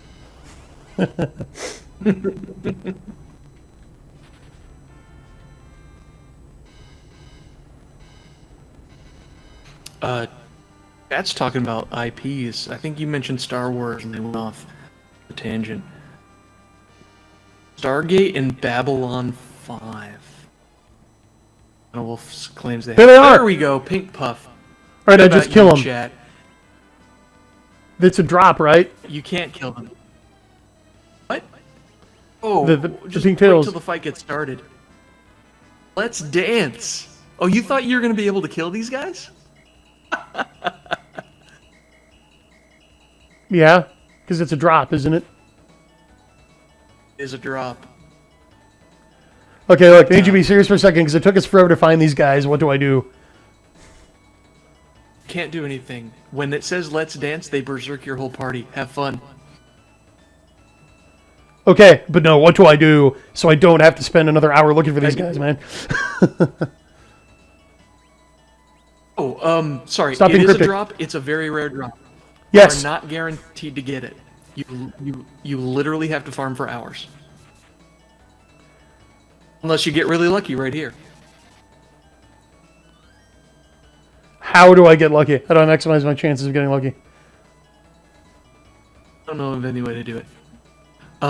If you were playing on an emulator, you could probably create a saved state at the end of the fight and reload it until you get the drop you need. Because I don't think it's predetermined.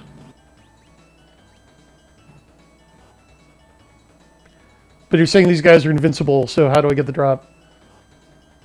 No, I'm not saying they're invincible. I just was making light of the fact that you actually don't get to control your characters. You don't get to do anything. Yeah, I am. Oh, Cecil and Rosa are protected. That's right, the crystal armor protects Cecil from Berserk, and Rosa must be wearing something that protects her as well. Well, okay. So yeah, I had no idea what you were talking about. I'm a little disappointed, honestly, that not everybody's Berserk.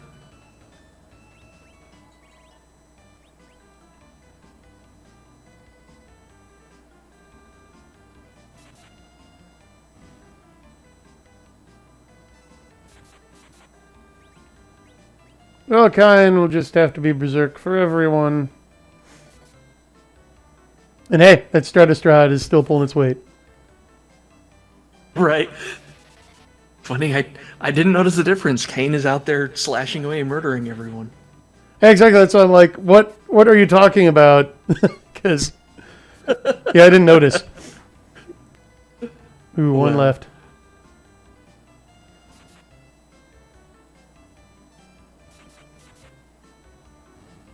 And that's my trick. Okay. Well, we're definitely getting Fingers some eaters. crossed. Oh, no, we didn't. That was fun, though.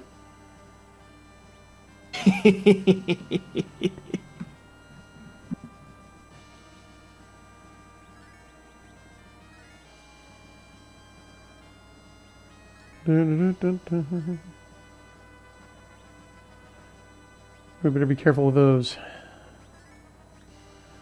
Let me check something really quick. Where the nearest save point is. Oh, okay. Oh, the nearest are two about equidistant. Yeah. On the way to Ragnarok and one on the way to the final boss. How far? Well, that's good. I'm going to do one more round of farming here. And then if I don't get it on the second attempt, we will save and pick this back up tomorrow. It's good. Very good. Why do Do you, you want to do the agree? crystal stores? Want to wait till after you get the pink tail? Yeah, I'm going to make the pink tail my priority at this point. Although the crystal sword would probably help us kill them faster. I mean, it's a lot stronger than the Excalibur, but it's more fun to watch than farming pink puffs. But spectator point of view.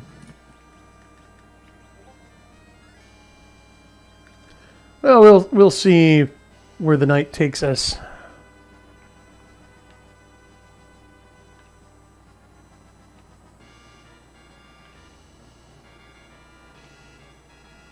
Oh yeah, Amazon bought James Bond. They've been trying to desecrate that franchise for like decades. I remember they were talking about casting Sharon Stone as Jane Bond. But yeah, the Bercoli family like held control over the character. But it looks like the bees finally wrested it from them. Although he'll be shot into space soon. A step toward fulfilling the post-future of Comet Frame Exceed, by the way. So we'll see if he returns. Might just set himself up and pop the popcorn and watch the fireworks down here.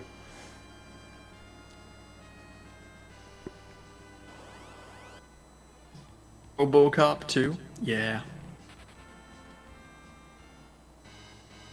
A good point. RoboCop was never much of a franchise to begin with. Honestly, RoboCop is a great movie. I don't understand why there's any other fiction or property associated with the character. Yeah, the story goes that the script floated around Hollywood, and I don't know how it made its way to Paul Verhoeven, who at the time was like European art director, but like he just kind of dismissed it and like left it on his nightstand or something. And in kind of a Carrie moment, his wife picked it up and started reading through it. And then like one night, she was lying next to him in bed reading the RoboCop script. She's like, you know what? There's a compelling tragedy to this character. And in terms of the world building, right, there's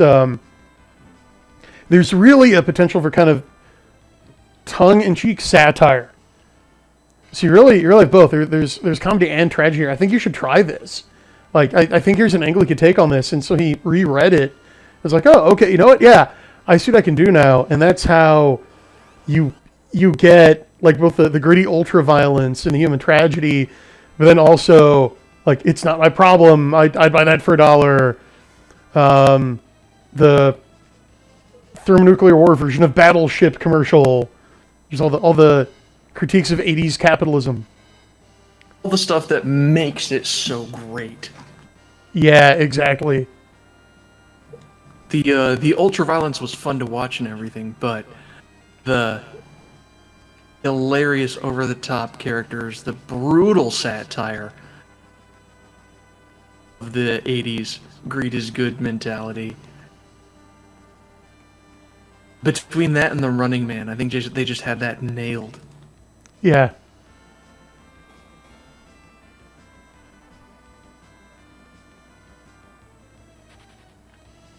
Both movies turning out to be somewhat prescient, by the way.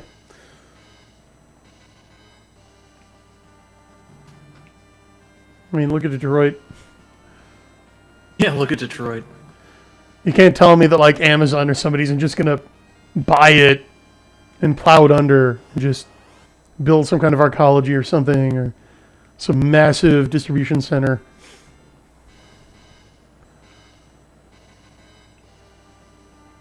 So it was That'd the Paris. be an improvement? Yeah. So it was the Paris of the Midwest will now be fulfillment warehouse number 456A. But yeah, it would be an improvement.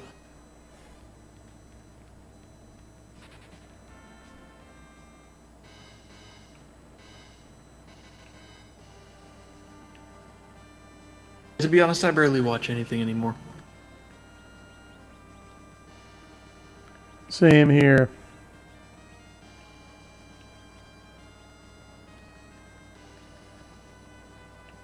Since she's going to be berserked when we fight the pink puffs.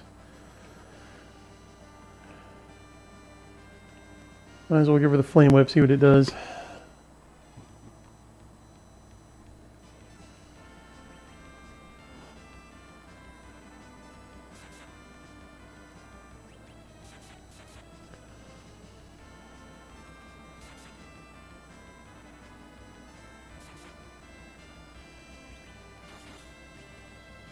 Another thing that's going to be a huge problem with any IP is copyright laws. Remember, Disney worked to extend copyright for decades and decades.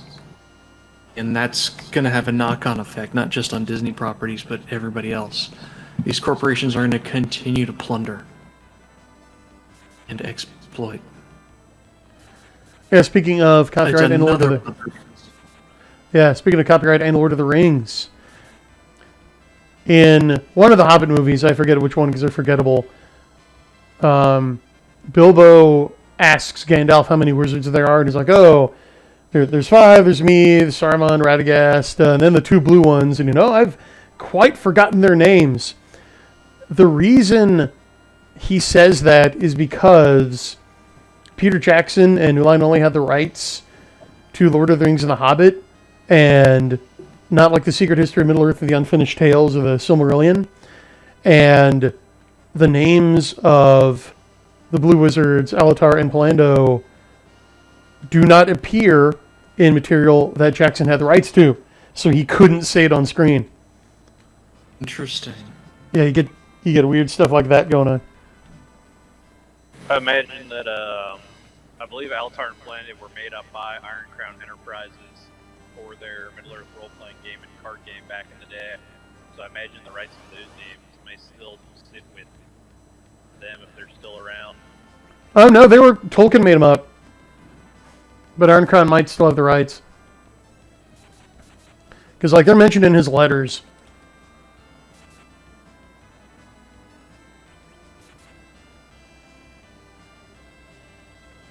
That's an interesting take, though. But yeah, Ice might have the rights locked up. Whether they created them or not.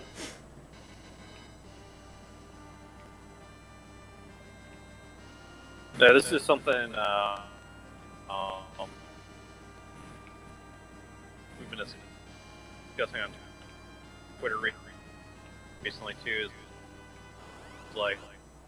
whether or not the IP is open up to damage by lots of inferior work.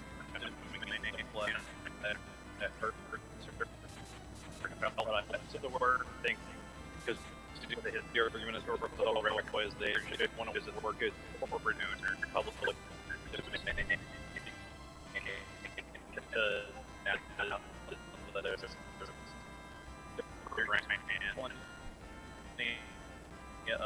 Public doing characters like Sherlock Holmes and Robin Hood, people just don't think about them or ignore them.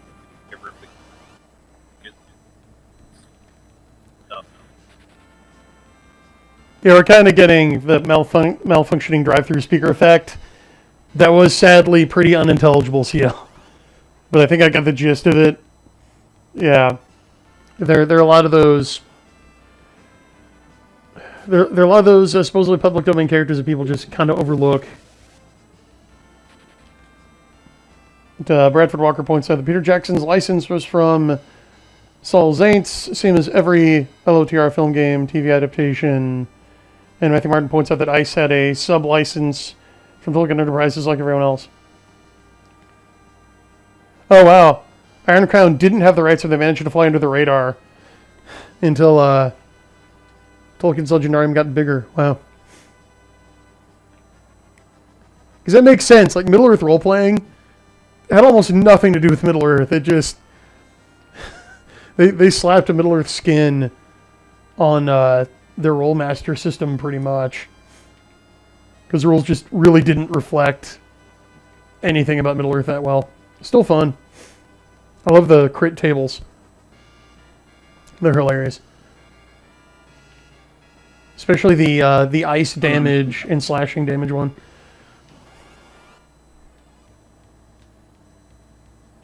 I've never seen those system or played them. What are they like? Whew, okay, well, if you're going to play a Rolemaster, set aside a couple weeks for character gen. I've started 3 Rolemaster characters, and I think finished making 1 because it's super fiddly. It's just like, okay, you want to make a wizard. Well, first decide which of like the 3 ways of magic you want to do. There's like arcane magic and then various refinements of it. Okay, and now you're going to need to look through these 8 supplements. And you're going to need these skills. So it's like the worst aspects of rifts in the hero system. Like, there's just so many splat books. But then it's percentile based, and the crit tables are really fun. So they're cross-referenced by letter and numbers. Like, you can score, you got an A2 crit or an I3 crit, and the flavor text to describe what happens is delicious. So, like, I think the I2 freezing crit was like, foe becomes a freeze-dried statue, store in a cool, dry place. And like E3 was something like, foe is completely frozen solid. Go ahead, push him over. You know you want to.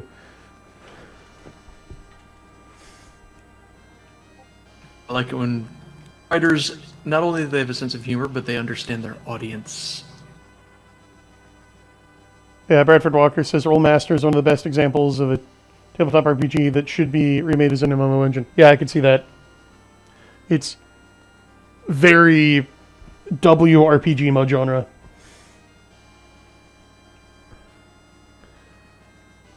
But again, it's got good points. If you can get through character creation, there's a fun game there. But then there ended the problem of trying to render Tolkien's extremely subtle, non-Sandersonian mythic magic system. So the magic is basically D&D, and it's basically like, okay, yeah, I'm playing Middle-earth role-playing, I'm playing Wizard, yeah, I'm throwing fireballs and stuff. Mm-hmm. Wow, I never saw Gandalf do that. Are you sure? Oh, okay. Just there's no subtlety to it at all.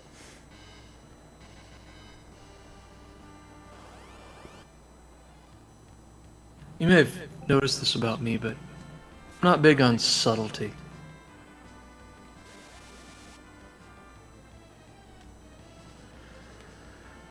Well, there's that.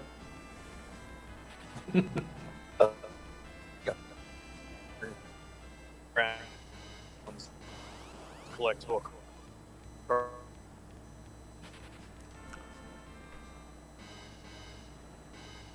Yeah, you're really fading in and out. Unfortunately, I think you were talking about collectible card games. Yep.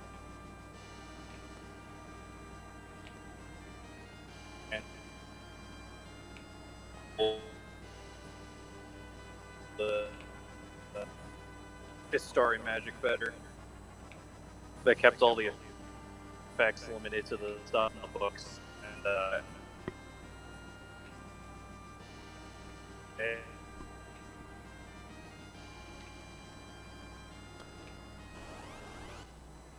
Yes, Rollmaster is Baroque. Thank you, chat. Not broke, Baroque. A lot of fiddly bits. A lot of, like, scroll working little cherubs.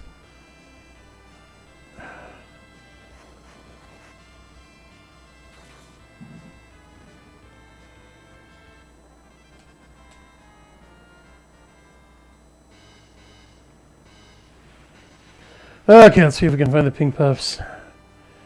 One more time tonight. I think we can.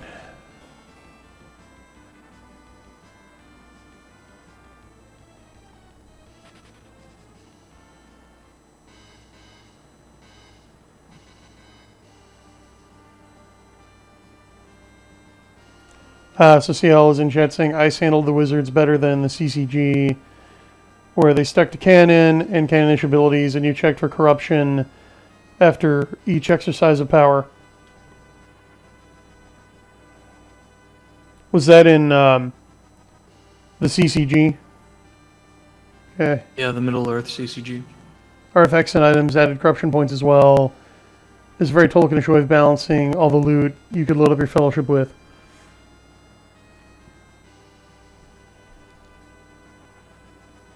Yeah, I'd say so.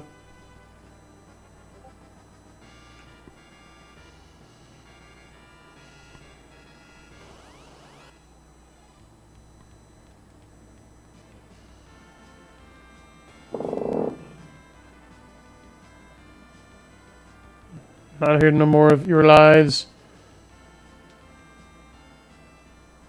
Out of here.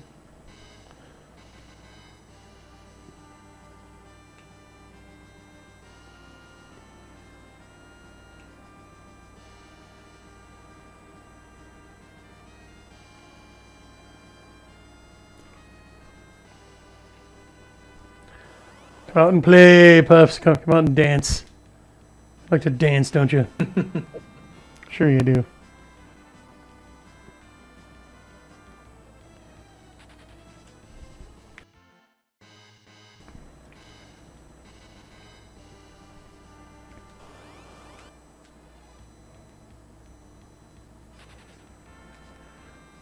Dornall, do you have any idea what the encounter rate for the pink puffs is? What are my odds of running across one? Yes, I was just looking that up. It's there is only one table on the encounter table, or one entry on the encounter table. It is the pink puff fight. It's 1 out of 8. It is the least likely one. So while I don't have exact percentages for you, it's a long time between pink puff fights. Well, usually. It's not as bad. I was expecting like 1 out of 64 or something. So doable. But yeah, you're going to have a bit of a breather between them. Bit of variety. Yeah. Well, it is enough that I would actually recommend you consider stopping sometime. Oh yeah. I'll consider it. When I'm dead. Hey, there we are. Speak of the devil. Persistence pays off. Patience obtains all things. That guy.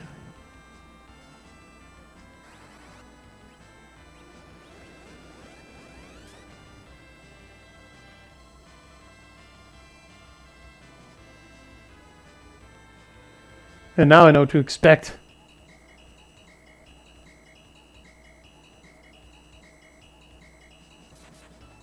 Like flamenco music or something. Whatever genre this is. It's the Black Chocobo music. Yes, it is. I'm flying.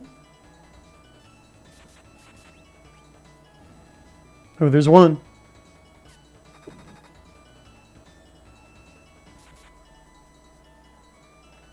Yeah, the flame whip is doing a little better against these guys.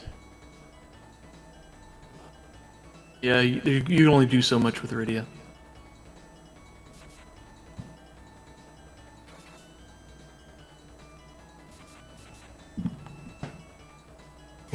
Good thing Edge is an absolute beast with those double Murasans.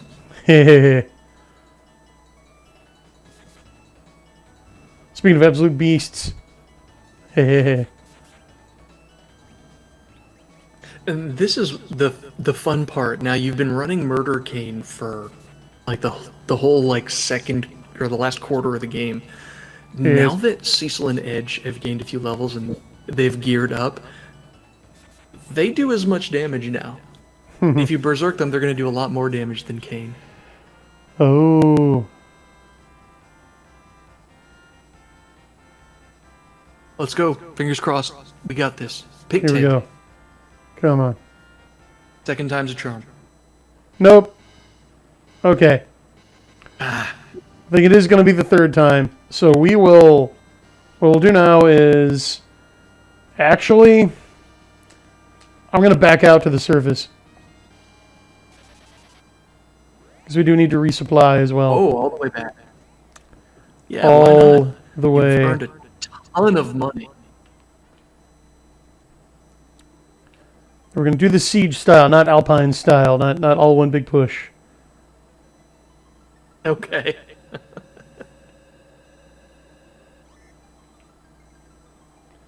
It's how you climb Everest. You don't just what? sprint to the top in shorts and a t-shirt. You advance, you set up a camp, you back down, you advance past the first camp, go back down, make a third camp, go back down until you get to the top.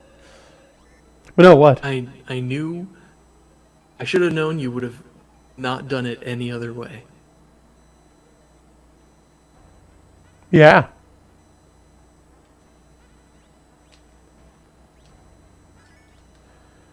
But oh boy, was that Plus a profitable venture It's much anyway. like the Crystal Palace. We still gained quite a bit from that.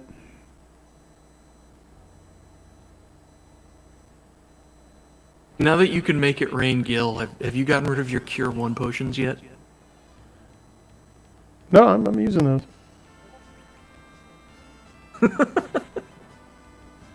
You're killing me. I've been using them. What do you want? I've also been using those. Oh yeah, you need to use those. Yeah, I need to make up for lost time. Oh, they're on just those. so slow at healing, and you can afford several hundred Cure 2 potions.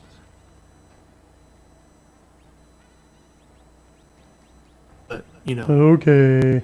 I don't have much patience. I don't have much patience, it's me. It's not you, Brian, it's me. Should work on that. Your life will markedly improve when you stop sweating the small stuff.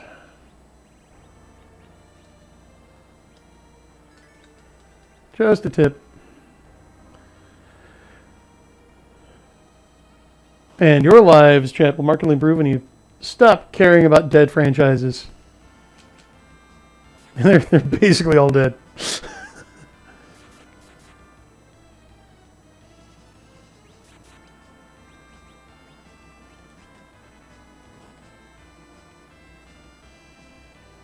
Yeah, read Star Knight Saga, read Ethereal. Read the theory, yeah, read that stuff. Although I was thinking, a lot of the stuff that we're talking about here about franchises and culture war, this and that. I just want to remind everybody that shit's on the internet. You still have to deal with normies, right? And normies don't yet understand friend-enemy distinction, and I don't have to, and it's not important. You know, like, most people still just want to get along. So, yeah, forget about all this fan stuff. Keep looking for new, better things. Try to live by your ideals and beliefs. But people that you interact with, they're still people. And you do have to find a way to bridge that gap, because whatever your conception is of what's wrong with popular culture or corporations or creators these days, it's going to take a long time to fix, and you can't fix it yourself. Words of wisdom. Yeah. People sometimes ask me, well, hey, how do I red pill my boomer aunt? How do I wake up my normie friends? You don't. You don't. It's not worth destroying valuable relationships in real life, in meat space, okay? Now, what I would also say is, if you're still hanging on to associates, oh darn, didn't want to do that, but who are just full-on death cultists, like people that, like the ones that went after JDA, if they find out that you dissent from them in the slightest, like, we'll try to ruin your life, you probably don't need those people in your life. I'm not saying to get rid of any family members or anything, but like casual friends that you just still hang out with out of inertia, and you really don't have anything in common with anymore, and who could be liabilities, like who could actually damage your life, like really cost you. Yeah, I would frankly just ghost on those people. Like, don't write them a lengthy email or like Facebook post or DM or something laying out an 18-point list of grievances. Like, just be cordial, but dial back. Just gradually start seeing them less and less, and then stop. Because those people do get the friend-enemy distinction, and they consider you an enemy. Just fair warning. But yeah, for... Hang on, Brian. Equip that Excalibur. Yep. But yeah, for like your boomer parents and your why not and your pop cult buddies that just want to go along to get along, want something to talk about at the water cooler. Yeah, don't try to fix them. Don't try to red pill them. Just enjoy their company. Life is too short.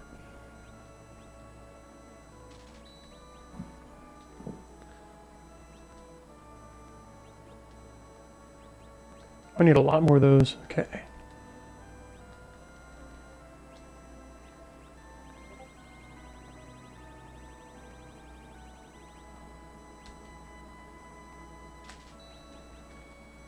Nice. Whoops. Why am I doing that? There we go.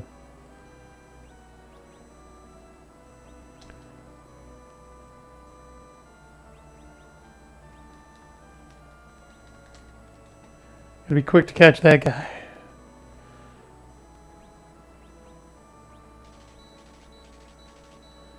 Oh wow, how much do I have? We've got Over over a a million. million gold. Well, let's fix that. Oh, it's not stacking them. Okay. It's a safe sort. That's a safe sort. Oh, you ruined it. No, because I need my Excalibur slot, and it will ruin that. No, it wouldn't. All the ethers would have sorted into that first slot, and you could have moved them out and kept your Excalibur slot. Oh, really? Is that how it works? I'm pretty sure it consolidates them into the first instance of that item. I think you pushed your ether ones down. Thank you. Although, I mean, if I'm wrong and I mess up your whole inventory, I'm not the one that has to fix it. So.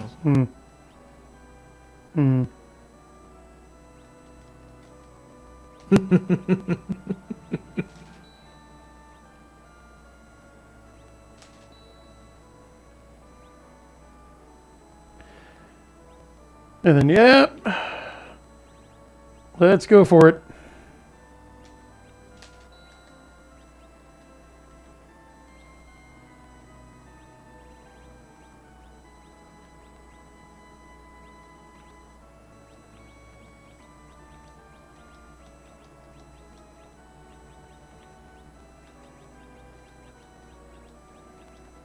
Heck yeah.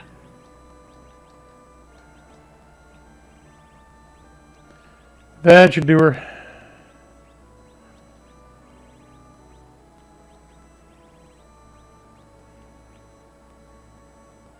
I only needed 1, not 10. Oh well. Good to have, because I can only start doing the leveling up trick.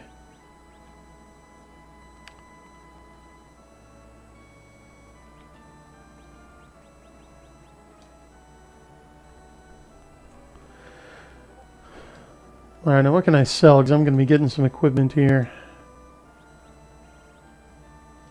Can I safely get rid of the samurai armor at this point? Let me think about that. It's in terms of physical defense, it's only good for edge. If you don't care about edge having good physical defense, it's sellable. Diamond gear is definitely sellable. That gear has always been garbage. You probably don't need as many samurai arrows anymore, but who cares?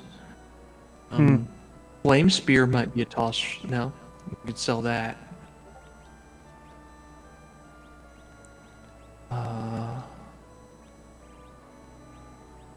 I wouldn't want to sell the Stardust wand. Don't think you need the bandana anymore. Well, now that I've got Bandana and the black belt are... Well, now that I've got these, I could do another. I could do another Murder Cecil build, couldn't I? Especially if I find another strength band.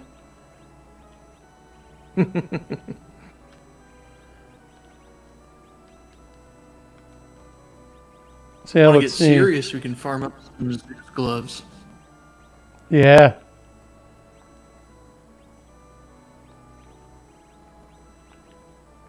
So yeah, we could do that. We could get started on that.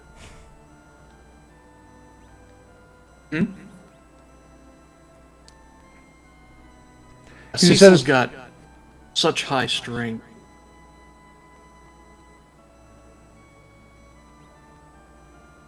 Yeah, probably not I'll worth have it. somewhere around 80 strength by level 60, so he'll barely need any gear.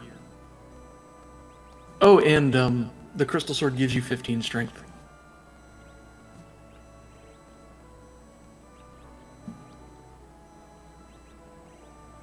Wait, where'd the crystal armor go? There it is.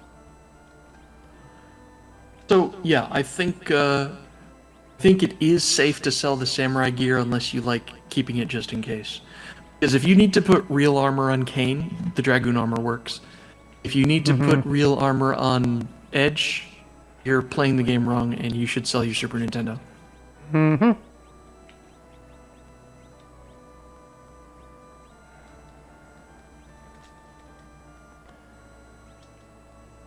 Which ain't gonna happen.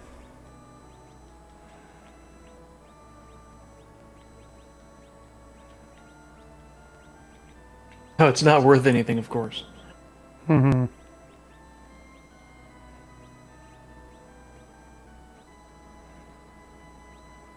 Okay. I think we're good. Feel? Oh, a lot lighter. I probably could have sold the Aegis shield. I think the main thing that it protects against that's helpful is, of course, petrification. It's the Aegis, but I don't think that's going to be a factor anymore. Okay. You're a trip to the land of summon monsters away from buying a new one anyway. Yeah. Normally, in a game when I'm not item duping, this is when I take the big whale back to Earth and get a big pile of ninja stars. And just throw those instead of attacking.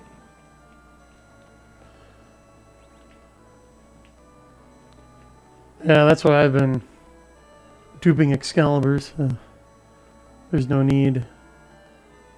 Yeah, I'm not gonna worry about it. Buy anything else. I think we're okay. I think you should go the naming way and name the characters after us. I want to be Edge. Who doesn't? Okay. Alright. Oh, good job, folks. That's going to do it for me for tonight. Join us back here tomorrow, 10 p.m. Central, 11 Eastern, 8 Pacific, as we do battle with more pink puffs. As we hunt down and do battle with more pink puffs. I think next one's going to be the charm. Thanks to everyone in chat for joining us. Make sure to like and subscribe and hit the bell icon to be notified not just of more Final Fantasy retrospectives, but Geek Gab hosted by the inestimable Daddy Pig and Ornal. And again, make sure to buy an Ethereal in the show notes below. Find out what all the buzz is about.